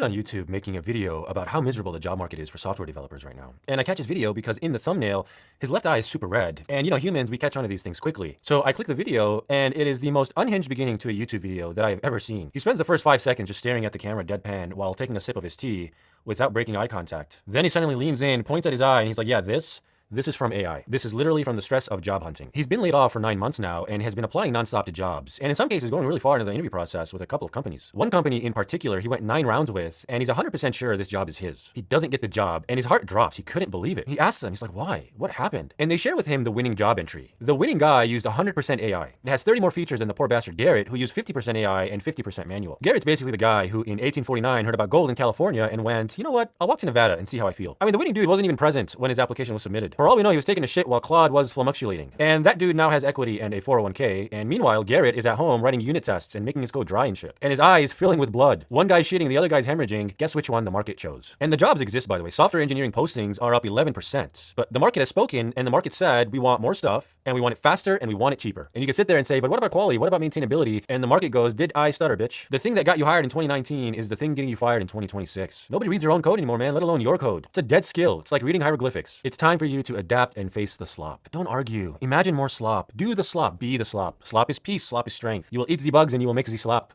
Learn to enjoy it. For over 2 years now, AI tools were the greatest sale in the history of software. $20 a month and you get a half brilliant, half retarded senior engineer in a box. Your CEO almost had a heart attack, it was such a good deal. They called it unlimited, and back then, unlimited used to mean something. Unlimited meant, and I looked this up, without limit. Now unlimited means until we find out how much you actually want it, and then we'll tell you the real number. It was basically a survey. And in 2026, the results are finally in, and the results are, you'll pay anything. And now the price is anything. Microsoft just leaked that Copilot is moving to token-based billing because its weekly cost of running the thing nearly doubled since January. What's wild is that the bad answer costs as much as the good answer. And the tokens you're paying for include the tokens the model wastes on itself. Because the model thinks out loud. It argues with itself. It writes a draft, then second guesses, so it starts over. Then it goes, actually, let me reconsider. And every one of those anxious utterances is on your tab. You are paying for this thing to have a nervous breakdown in front of you, and you're billed to the millionth of a syllable. And at the end of the breakdown, Is this cool?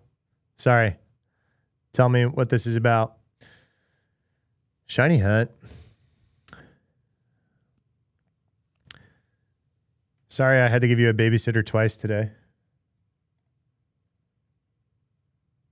Oh my God, so sick.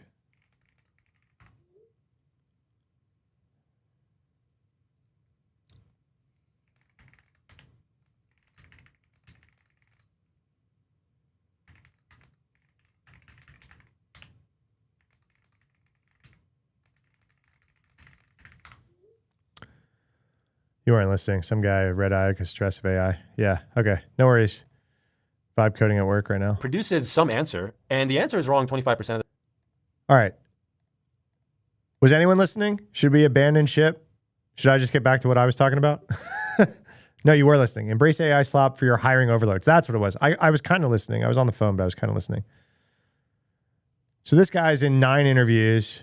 Sorry, we're going to do it again. Sorry. One company in particular he went 9 rounds with, and he's 100% sure this job is his. I heard this. He doesn't get the job, and his heart drops. He couldn't believe it. He asks them, he's like, why? What happened? And they share with him the winning job entry. The winning guy used 100% AI. It has 30 more features than the poor bastard Garrett, who used 50% AI and 50% manual. Garrett's basically the guy who in 1849 heard about gold in California and went, you know what? I'll walk to Nevada and see how I feel. I mean, the winning dude wasn't even present when his application was submitted. For all we know, he was taking a shit while Claude was flummoxulating. And that dude now has equity and a 401k, and meanwhile, Garrett is at home writing unit tests and making his code dry and shit. And his this is like we've been talking about this. Like, not only is AI like making a bunch of stuff different, it's like ruining hiring, right? It is like so hard to hire. The amount of applications, AI generated resumes, and then AI stuff during the interview. What up, Francisco? I started a little late, so I'm just now crossing 3 hours, which is usually when I stop. So yeah. I'm like, I started an hour late. I usually, and it's Thursday. It's time to write the newsletter. So we're going to just make sure that we go through the news, but we're watching a video because I had to take a phone call. And this is like how I babysit you guys. I put YouTube videos on, but yeah, AI hiring is screwed. And so this is kind of what this guy's talking about.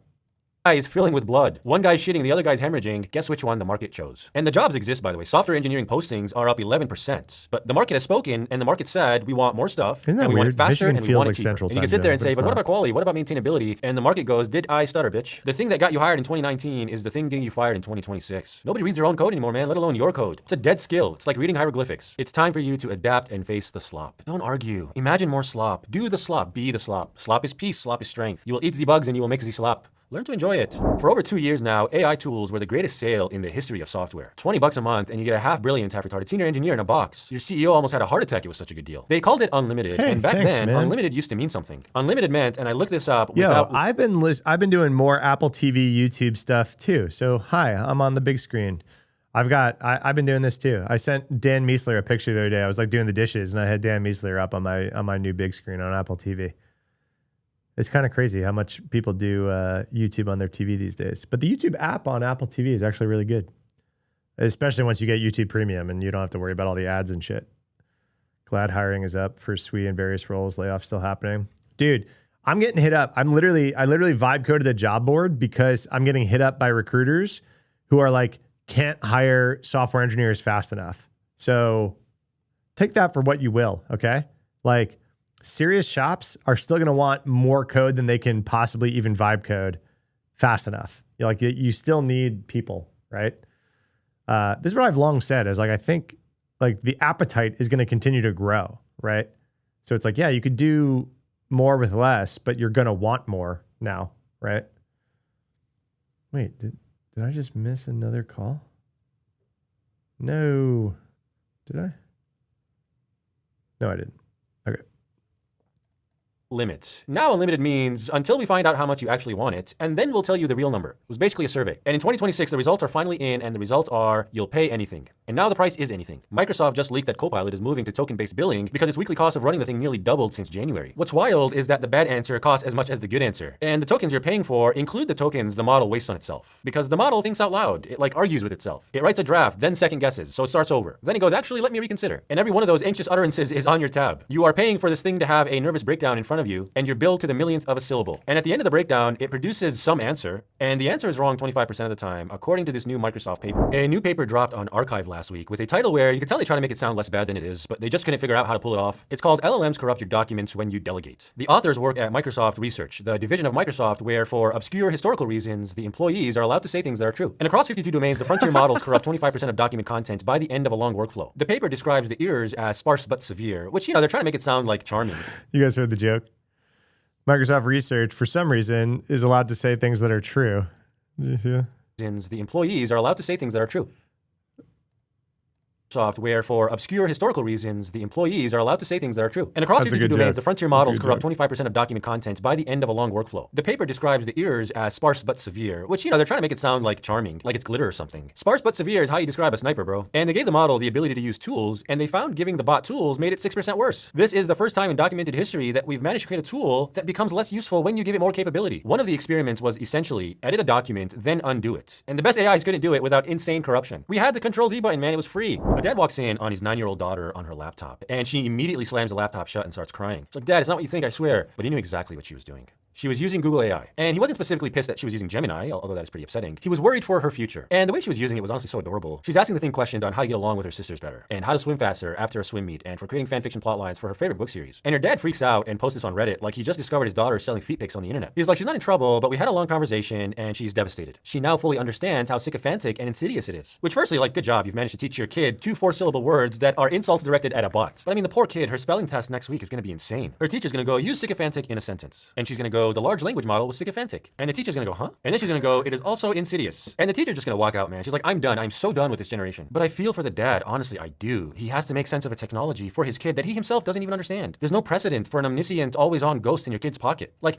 do we want for our kids? You want her to be good at something, right? You want her to earn her skills. But the problem is that her friend's parents let her use AI, and her friend at 9 is shipping AAA games to Steam. By 13, your daughter is making basic 3D printed fidget spinners, and her best friend is shipping enterprise SaaS. The SaaS has 3% uptime, which sounds bad, but honestly, Anthropic would kill for that number. And I'm so conflicted because if my 4-year-old draws a house with a little square and a triangle on top with a little sun in the corner, funny, man. I would literally cry. Whereas if she showed me an oil on canvas that she generated that is objectively stunningly beautiful and may even be something that represents her, I'm still ultimately unimpressed and maybe even bothered. And the question is why? Why does the ugly thing make me cry while the pretty thing makes me cringe? And I've been thinking about this a lot, and really, this brings to mind the fact that while AI has whopping width, like a sheer breadthness that is impossible for humans to even fathom, humans have depth that is impossible for an AI to fathom. The reason I cry at my daughter's sloppy drawing is because of the infinite depth it possesses. processes. Here, represented in this drawing, is a manifestation of love. It is a process of nourishment and nurturing that has been 4 years in the making. From not knowing how to say dada, to crawling, to laughing, walking, eating with a spoon, and now drawing a picture of the house in which she lives with the family that loves her more than anything. That crayon painting is more Mona Lisa to me than the actual Mona Lisa. So when my daughter prompts for an art piece, I'm not moved because there's no story. And without a story, humans are just aimless floating amalgamations of molecules and cells. Art is precisely depth. That is precisely what it is. It is precisely story. To me, it seems like the usage of AI has no benefit other than for commercial purposes. And even then has limited usage. If you're creating a hobby project, you're either creating it for the enjoyment the process brings you, or you're creating it to learn about the process itself and to climb the ladder of skill. Using AI robs you of both opportunities. It is neither enjoyable nor educational. And so I am of the mind that the dad in this situation, while it is a tough call that is impossible to model out, he did the right thing. He gave his daughter the opportunity to struggle in a time where people are gambling with their child's upbringings and values and livelihood on the oversold promise of AI that is exclusively being propagated by OpenAI and Anthropic. Here is a man who chose to raise his daughter with his own values and beliefs and not those of Sam Altman and Dario Amodei. If he turns out to be wrong, well, guess what? Opus 20, by the time she's in college, will surely be a thing that requires no mind at all. And that's already arguably the case today. And by then, she's gained a voice, a style, perspective, suffering, struggling, experience, depth, longing, understanding, and ultimately a story. A story about what life, beauty, and its lack is. Whereas the kid prompting all day learned how to delegate. End of list. Nothing else was learned. As with all things, the truth is likely somewhere in the middle, but I'm very curious what you think. This guy's a certified hater, but it's good. Like as like an AI power user, it's good to throw up the certified haters every now and then. All right. Sorry, I got that phone call, so I got distracted. Oh no, that wasn't what initially distracted me. What initially distracted me was being completely fucking broken by this bullshit report. Why are we writing this? I think Cyberscoop just does all the government stuff all the times, right? Because Tim's really good. Tim's like one of my favorite journalists these days. Over the past few years, there's been a major shift in the tactics, techniques, and oh my God, just fucking, I want to eat a gun. Over the past few years, we're saying this like this is valuable information. Okay? Oh my gosh. The UK, blah, blah, blah. Multiple covert networks have been created and are being constantly updated, and the single covert network could be being used by multiple actors. The networks are mainly made up of Soho routers and Internet Thing devices, which is news to nobody that does this for a living. Examples of the use of covert networks include activities from Volt Typhoon, Flax Typhoon, Raptor Train. God damn, man.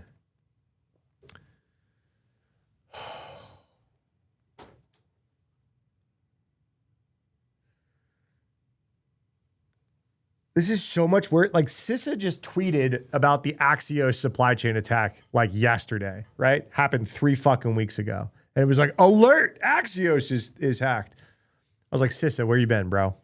Right? Like already some bullshit going on with CISA. And now we get this fucking nonsense with like, hey, everybody, we put a lot of people that make a lot more money than most of you reading this do. And they were probably in their finest military fatigues with their fucking ribbons on their chest. And we put out a joint report that this took years to write. And we're just going to say, hey, by the way, it's been a few years, but China's hacking routers. I don't know if you noticed, some routers be getting hacked.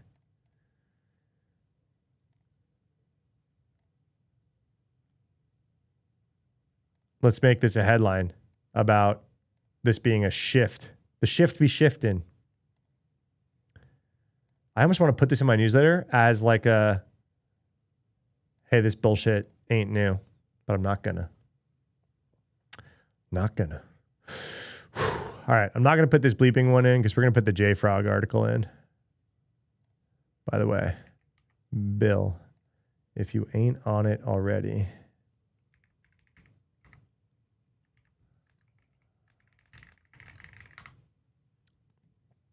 JFrog article. Bill? Bill's probably not actually listening. What are you pointing up to? Most attacks on GitHub Actions secured today. Yeah, we talked for 2 hours about GitHub Actions earlier. TV boxes, routers. Yeah. Cool. If you're into GitHub Actions, we gave a masterclass on this VOD, by the way. We went into how to defend against them and everything. Vercel said some of his customer data was stolen prior to its recent attack. Say more?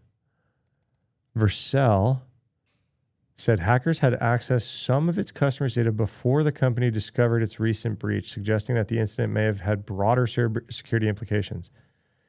In an updated security incident page, Vercel said it had identified evidence of malicious activity on its network preceding the early April breach after it expanded its initial investigation.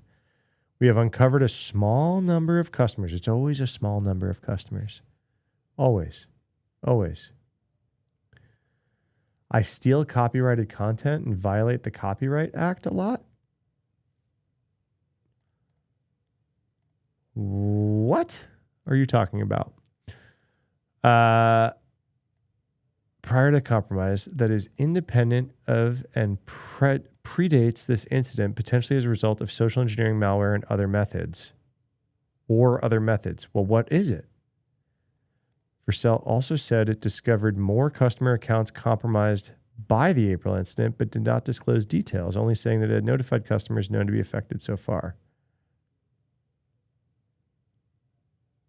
The CEO confirmed that the hackers who compromised Vercel have been active beyond that startup's compromised Context AI, which confirmed earlier breach of its systems post this week. And again, we have no other information. Oh my gosh. You copy text from other people's written articles and put them in your blogs. No, I don't. No, I don't. Without quotes and links to the article? Definitely not. I write a newsletter every week with a link to the article that I'm then summarizing. I don't copy the text of other people's articles and put them in my shit. Absolutely not. Guys, I've written my newsletter live on stream before. Like, I've shared my CMS and clickety-clack typed my thoughts into my newsletter. The fuck kind of more evidence do you need that I'm not some plagiarizer or AI bot? All right, this is an update.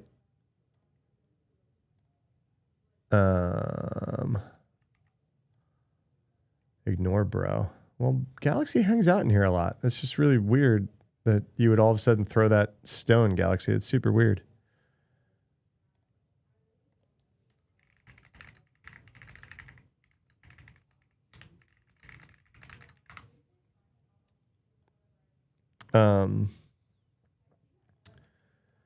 Don't know how I mean, literally, my newsletter is a news aggregator where I link the article and summarize it and then say, go read more here. And I send hundreds of clicks to news articles every week. And thousands of people get exposed to the work that wouldn't. Like, tens of thousands of people get exposed to the work that otherwise wouldn't see it. So, no. It's a pretty big accusation there, bud. Just FYI.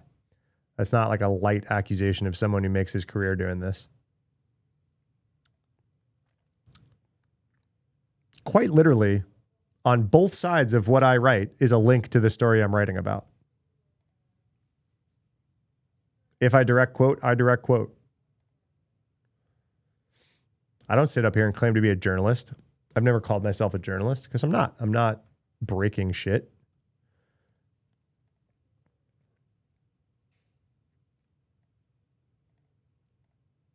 All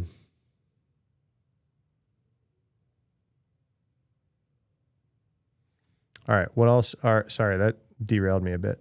Cloud, I thought that said Cloudflare. I was like 72 million in C funding. No, Cloudflare is way bigger than that. All right. We already got the Bitwarden thing. What else are we missing? Cosmetic giant rituals discloses data breach. Don't care. New criminal toolkit for consent fix.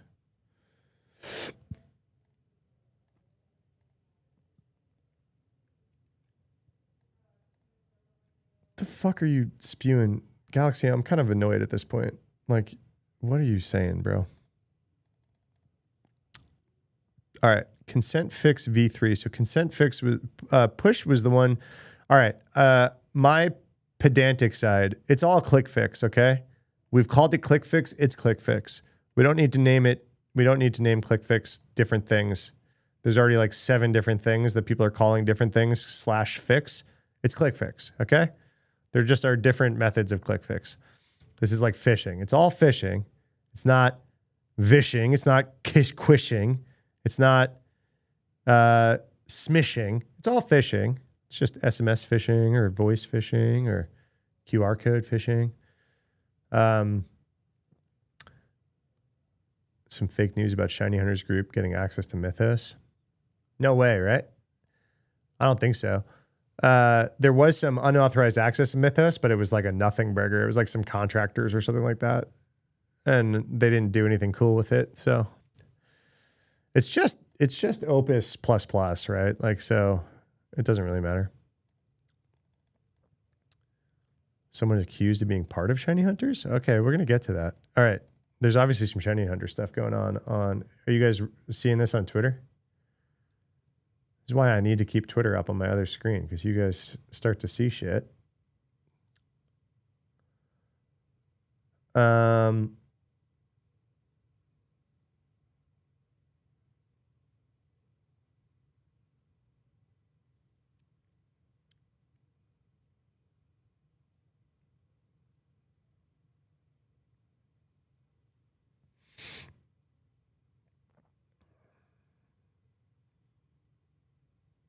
I don't see anything. I'll Google it in a sec.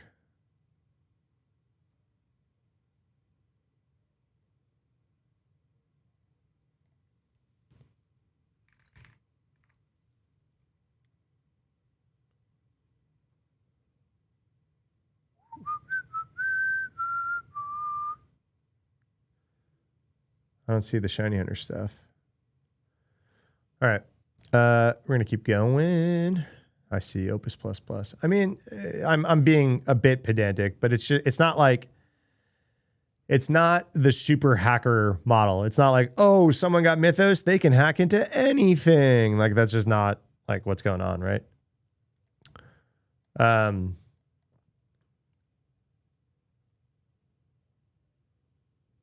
right. In December, we covered this consent fix. It's like a new form of click fix, right? Let's review. What's consent fix?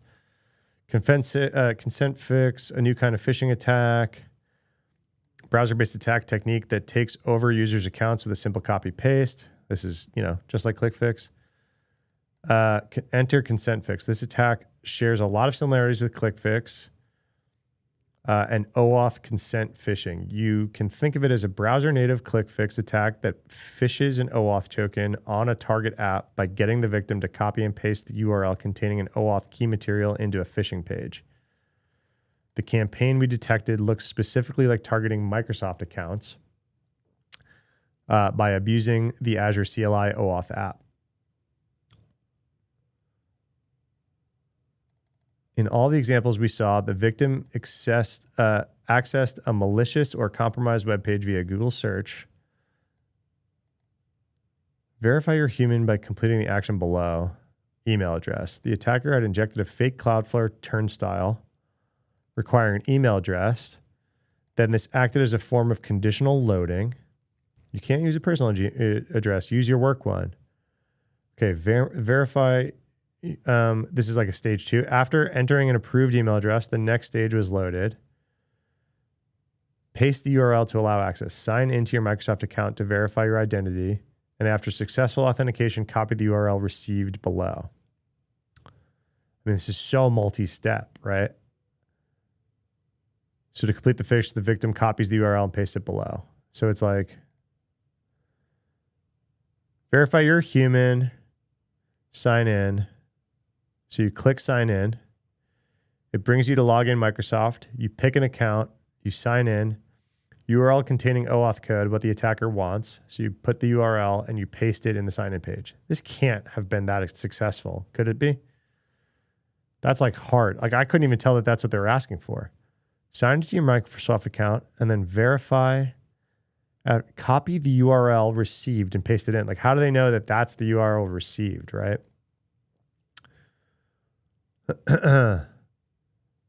I mean, I believe it if it's out in the wild, but consent fix v3, analyzing a new toolkit, investing in a new criminal toolkit. So that's the quick 101 of what consent fix is. Got it. At the end of the attack chain, the attacker is effectively granted API access to the victim's Entra account while sidestepping MFA, even passkeys. So that's why it's gnarly, right? It didn't take long. Security researchers to jump on this new technique. Most notable contribution came from John Hammond, who took the attacker's implementation and said, I could do better. His V2 replaced a somewhat clunky implementation with a sick drag and drop function. This is John's video. Site can't be reached, drag and drop. Okay, cool.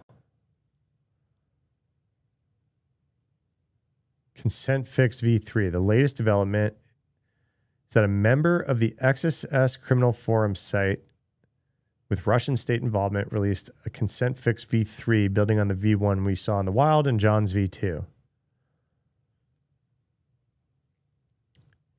The ultimate Azure attack chain.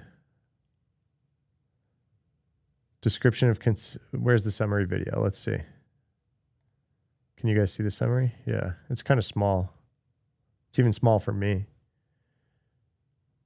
All right, new email.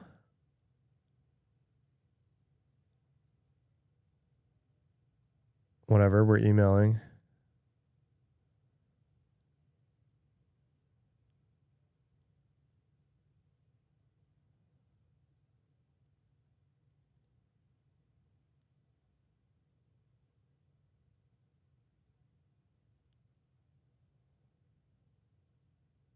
I don't think I understand what's going on. Do you?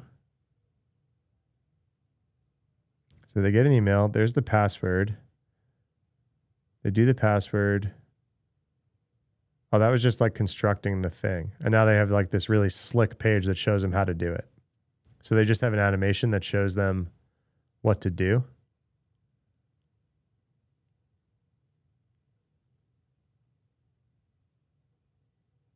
Drop the icon here.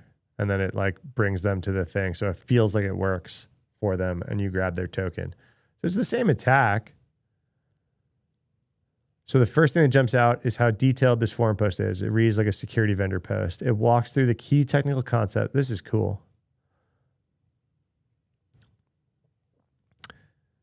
So consent fix v3 allows users to instrument the entire attack chain, enabling users to spin up consent fix infrastructure, create. Yeah, so it's the same attack. So it's not really a v3. It's just like an exploit kit around v2, right? They were still drag and dropping it. It just looked slicker. SaaS open source tools used to perform the attack, Cloudflare workers, all this kind of stuff.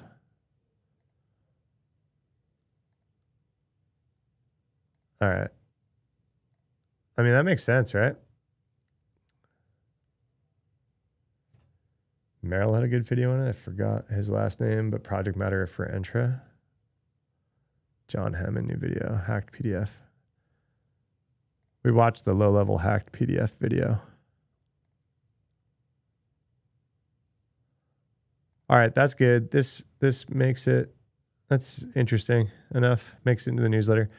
All right, Google threat intelligence. These are always must read. What happened? Okay, issue. I never remember what fucking threat actor group Google is talking about when they use their numbering scheme. These are the least memorable names. I'm like, who is this? Who's this unk? Do we know? Does it say? No, because they don't want to advertise their competitors' names. What's their other names?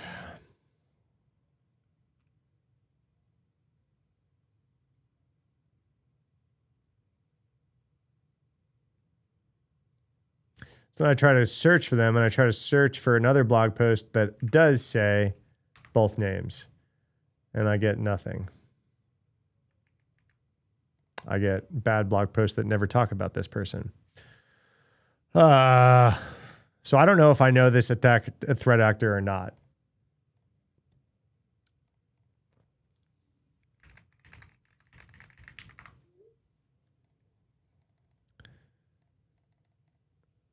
All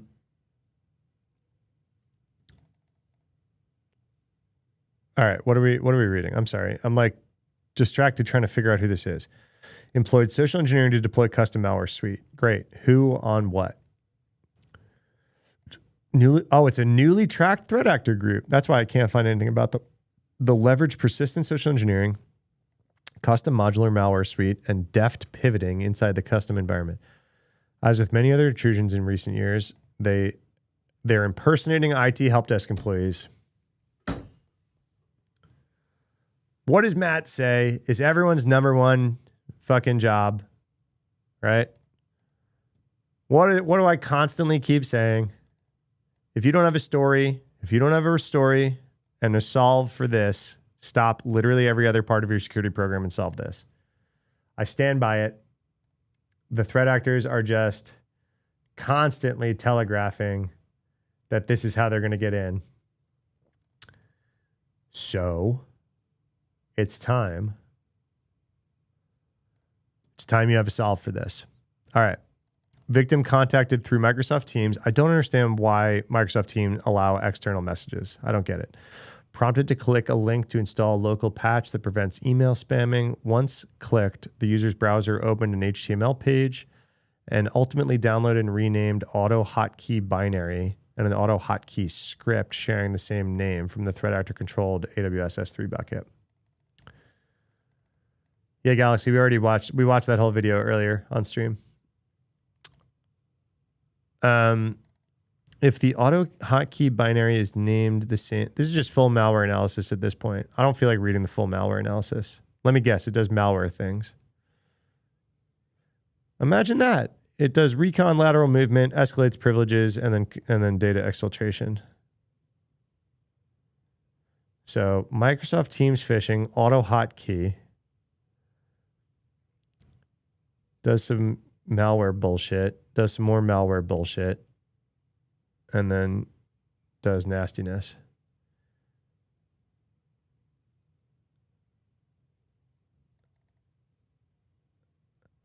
Interesting. This is from Google.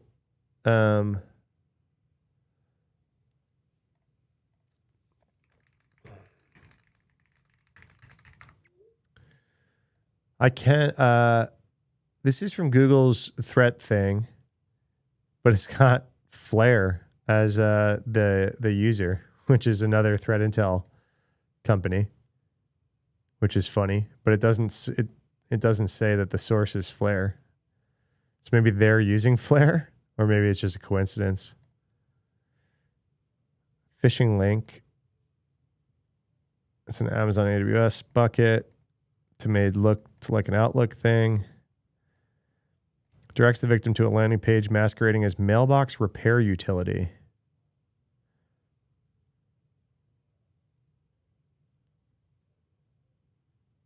So what? You click health check and it downloads those things?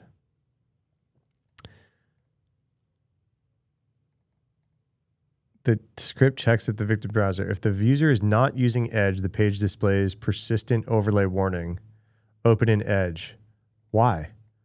This is to ensure the victim is moved from potentially secure or mobile third-party browser environments into a specific workspace where the attacker... okay. Interesting. I've seen that personally. They will email bomb the account and then... Yeah. I've seen that too. Guitar. I've responded to those incidents.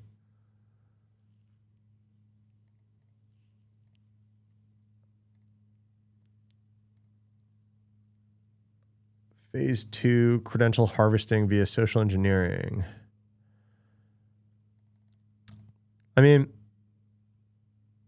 the most interesting bit of this whole article is that this is a new threat actor. Because all of this is just like, yeah, right? Like, we get it.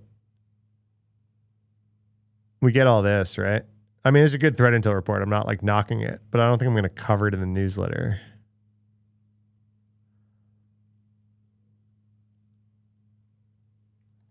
I don't know.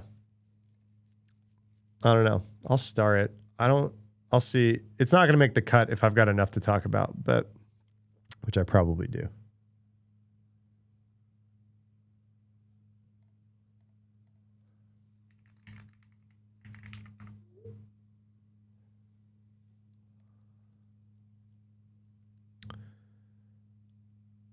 What? I thought the CISA director got confirmed.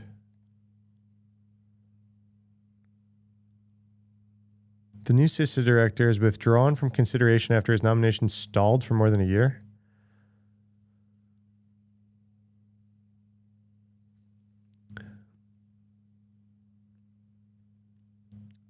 Oh my gosh, what?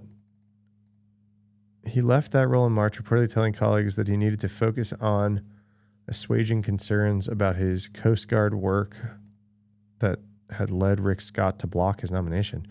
More than a month after his departure from DSH, Plan Key's nomination remained on hold. CISA is currently being read by acting director Nick Anderson after the last acting director stepped down for leaking sensitive documents into ChatGPT. It's just a fucking mess over there. Agency's been hobbled in recent months. One second. Hi, thank you. Okay. Thank you.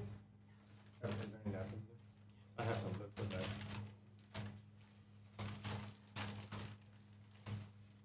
Thank you. Are you hanging out or are you leaving? You got it. Okay, see ya. Sorry, food delivery. We're gonna do lunch stream. DoorDash, yeah, DoorDash, aka my wife. Don't worry, I'll tip her.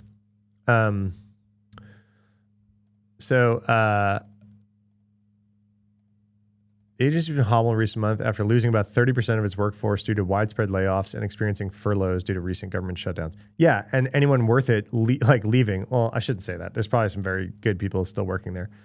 So, sorry, no offense, but I'm just saying a ton of people are like morale shot, right? Like they're just under attack left and right. And so it's probably not like, yeah, I can't wait to get up and go work for CISA this morning is, you know, it's like Meta right now. Meta's like training everyone on like their AI replacements and then announced 10% layoffs.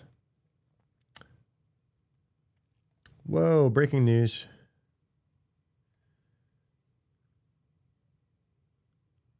Hey-oh, breaking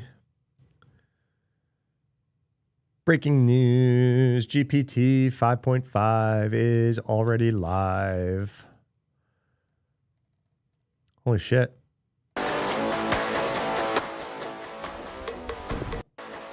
Let's see the video.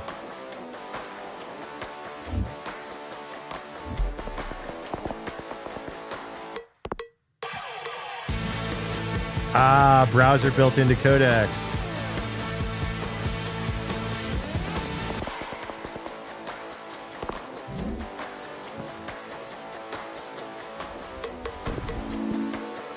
A lot more tool use.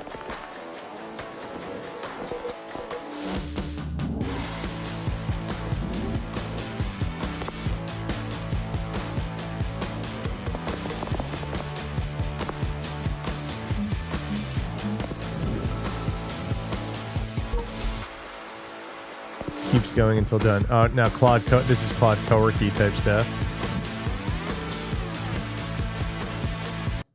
All right. Excels at writing and debugging code, researching online, analyzing data, creating documents and spreadsheets. Yeah, so they're going after they were going like so consumer with ChatGPT, right? Image generation and like just very like consumer. And Anthropic went enterprise with code and cowork and like presentations and stuff. And Anthropic's been eating their fucking lunch. So we obviously knew that OpenAI had way too much money to not immediately follow suit, right?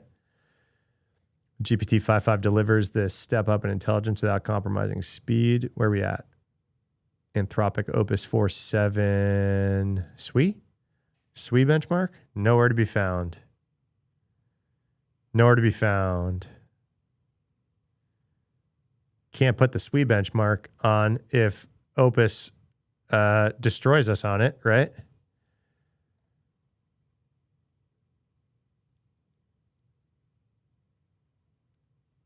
Let me see. Is that some of the quote tweets? I want to see the quote tweets. Wait, how do you... Oh, they moved view quotes again.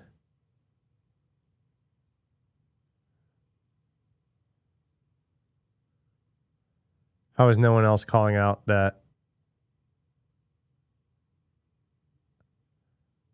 the SWE benchmark isn't in this tweet?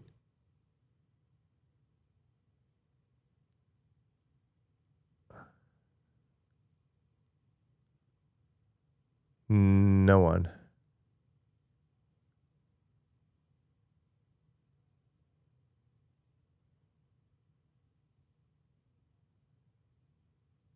Compared to Mythos. Why is the SWE stuff not here? I want to, like, I care about how they're good at writing code.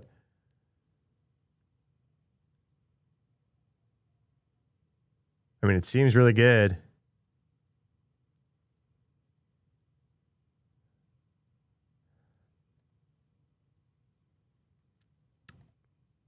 In ChatGPT, full stack inference improvement enabled more capable model, faster speed. The efficiency is a game changer for 5.5 Pro. Yeah. If you've ever run any GPT Pro things, they take fucking forever, right? Early testers described it as an iterative research partner, performing especially well when paired with contextual inputs from documents and other plugins.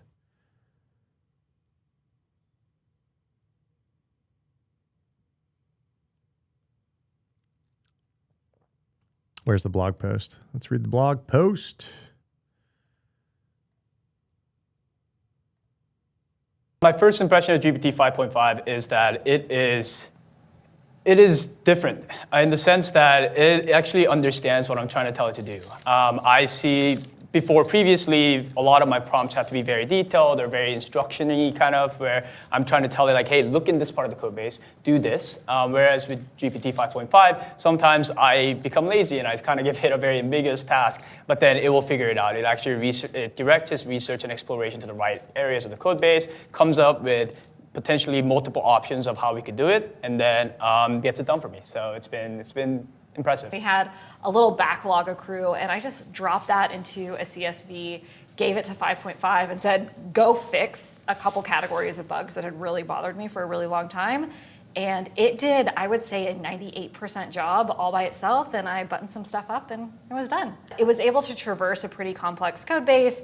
It was doing the grouping and the architecture of the solutions in a way that... Like, wouldn't 5.4 have been able to do a bunch of like, I want to know, like, the main, like, was this person comparing it to 5.4, or this is like the first time they're using a coding agent? I didn't feel like I had to babysit as much, and I saw the alerts on bugs that had really kind of bothered us for a really long time, but were hard to hunt down, totally go away. It's been incredible using GPT 5.5. I did not expect the tidal wave of pull requests and changes coming in as a result of engineers having so much intelligence at their fingertips. Any other videos in here? Here's the SWE. What? Oh, this is an internal benchmark? Where's the fucking SWE benchmark for Opus 4.7? I just want the SWE benchmark. Am I dumb? There's always a SWE benchmark.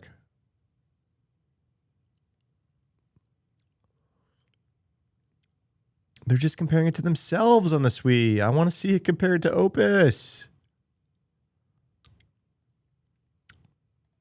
What is this? Space mission app.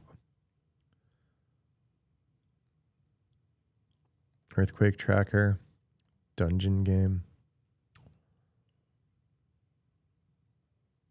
Codex handled the game architecture, TypeScript, 3JS implementation, combat systems, enemy encounters, HUD feedback, and GPT-generated environment textures, character models, and character textures and animations were created.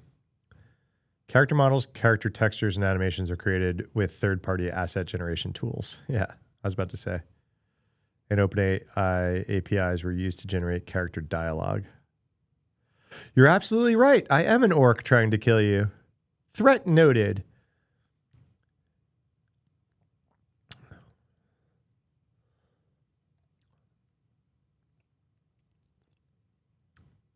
Prompt, create a 3D game using 3JS. It should be a UFO shooter game where I control a tank and shoot down UFOs flying overhead.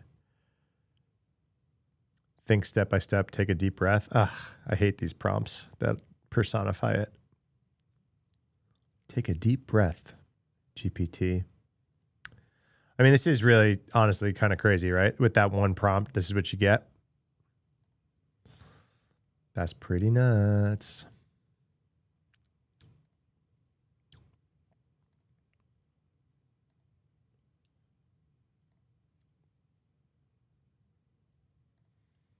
That's pretty nuts, right?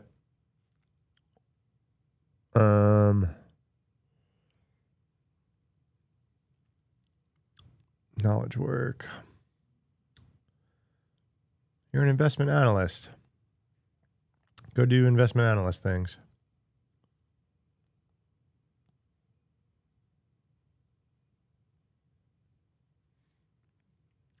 Yeah, I mean, they're just Claude maxing here, right? This is what things have felt like in Claude for a bit. I mean, good. I'm all about them competing with each other. Codex and Claude can compete all day as long as we benefit.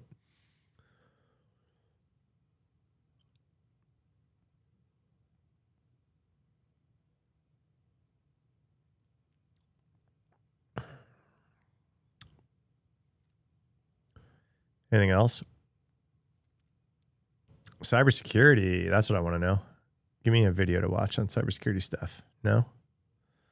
Darn. I got to read it. I was trying to take a few bites of my lunch. You can't read this to me? Damn.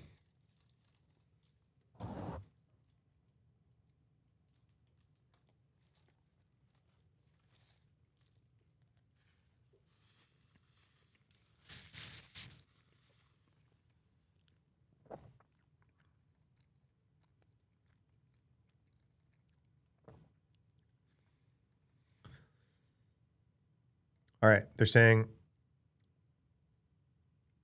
incremental but important step towards AI that can solve some of the world's toughest challenges like cybersecurity. With 5.2 in December, we proactively deploy the necessary cyber safeguards. Now with 5.5, we're deploying stricter classifiers for potential cyber risk, which some users may find annoying as we tune over time. We've identified cybersecurity as a category in our preparedness framework. They're just talking about the safeguards. We're making our cyber permissive models available through trusted access for cyber, starting with Codex. Organizations who are responsible for defending critical infrastructure. So they're Glasswing, right?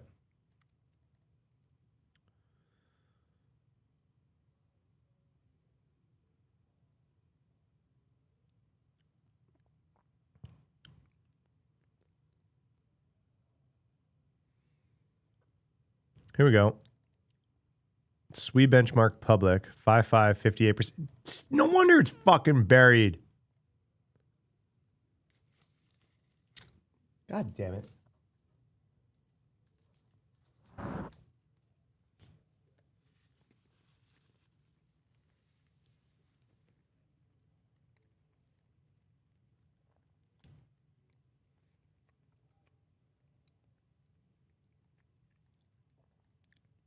Why is this star?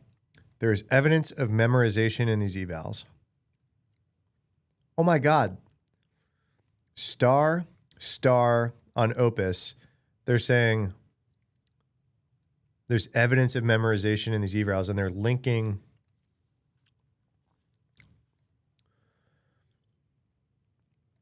Oh my God. That's so funny.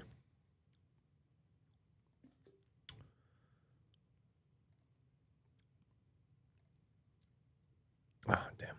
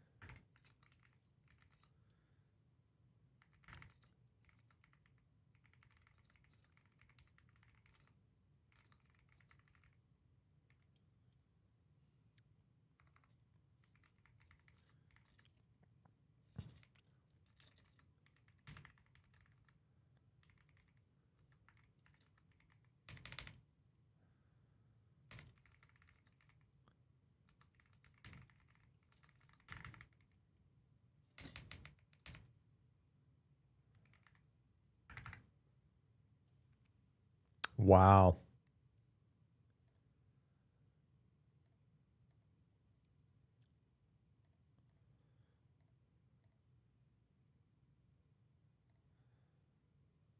Wow. That's wild. That's wild. Evidence of memorization. Sorry, chat. This became the GPT 5.5 stream pretty quick here.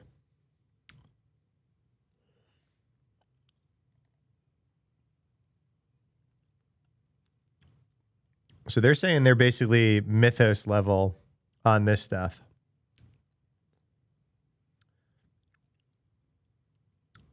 No Galaxy. I covered the shit out of that when it came out a few days ago.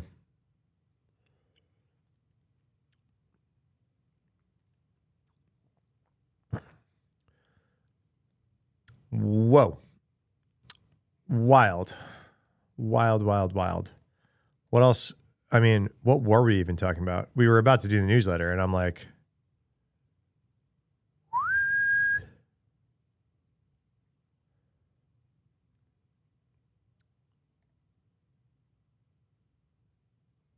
oh, you're AI generated.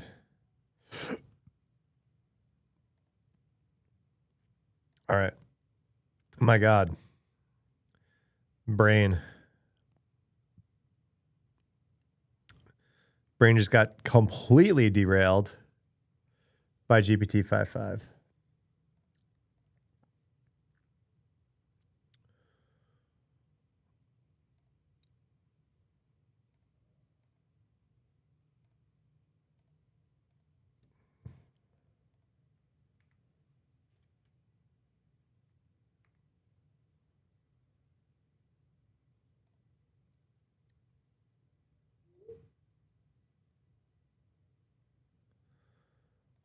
It's wild.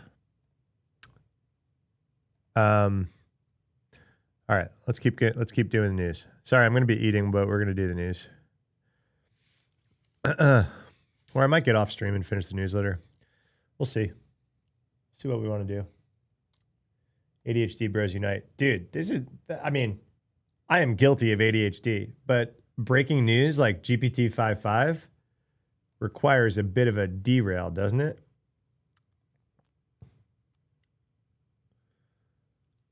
I think so. I think this is perfectly valid ADHD right now.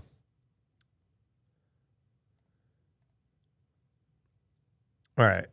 We're really doing some privacy legislation? What are we talking about? This is probably not good. I have no confidence that we're going to do this right.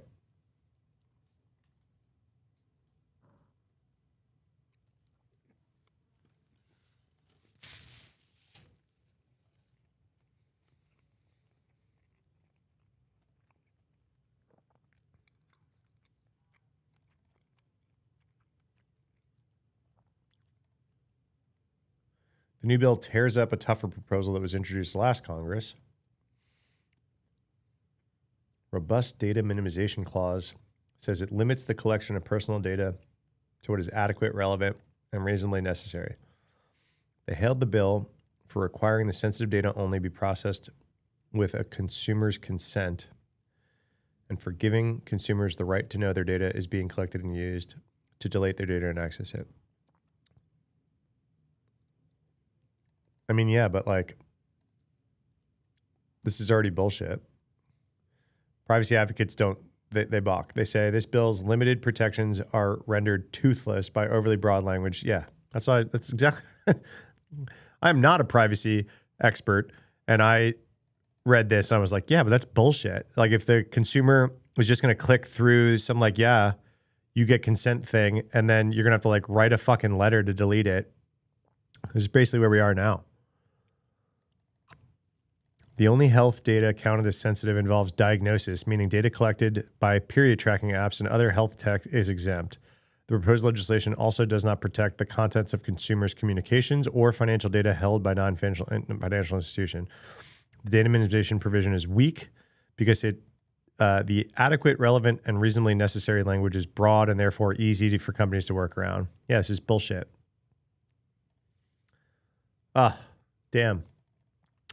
What things do you do with GPT? Kilobyte, to be honest, I used to be a GPT power user. It became Google for me, and I haven't touched it in months. I haven't touched it. I don't use GPT for anything right now. It got way lapped by everything else in my tool chain. But I do hear Codex with 5.4 was good, so Codex with 5.5 is going to be better. So I don't know. I don't want another $200 a month bill though.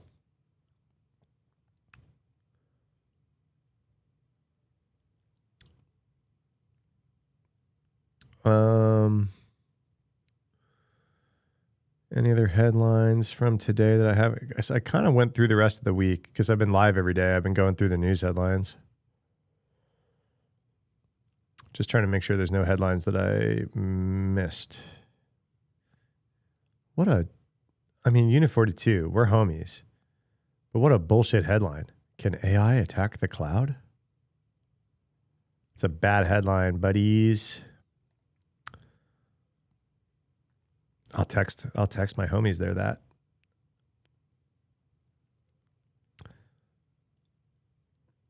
Mongolian government systems probably not making my newsletter.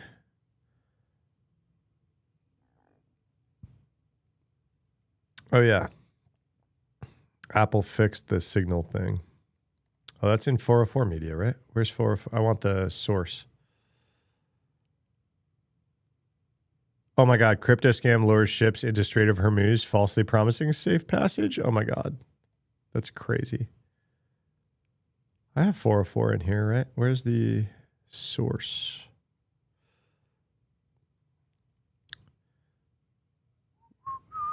I definitely have 404 in here.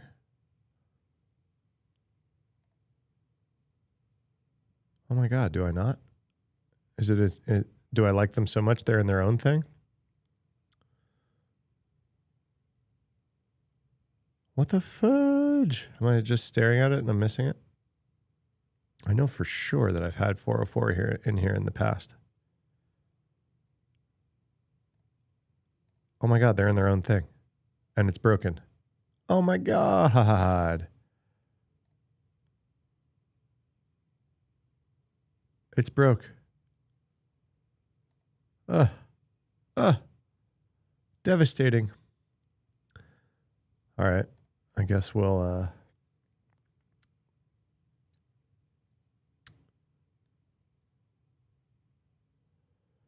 grab the summary. Where'd that go? It was like right at the turn of the day, right?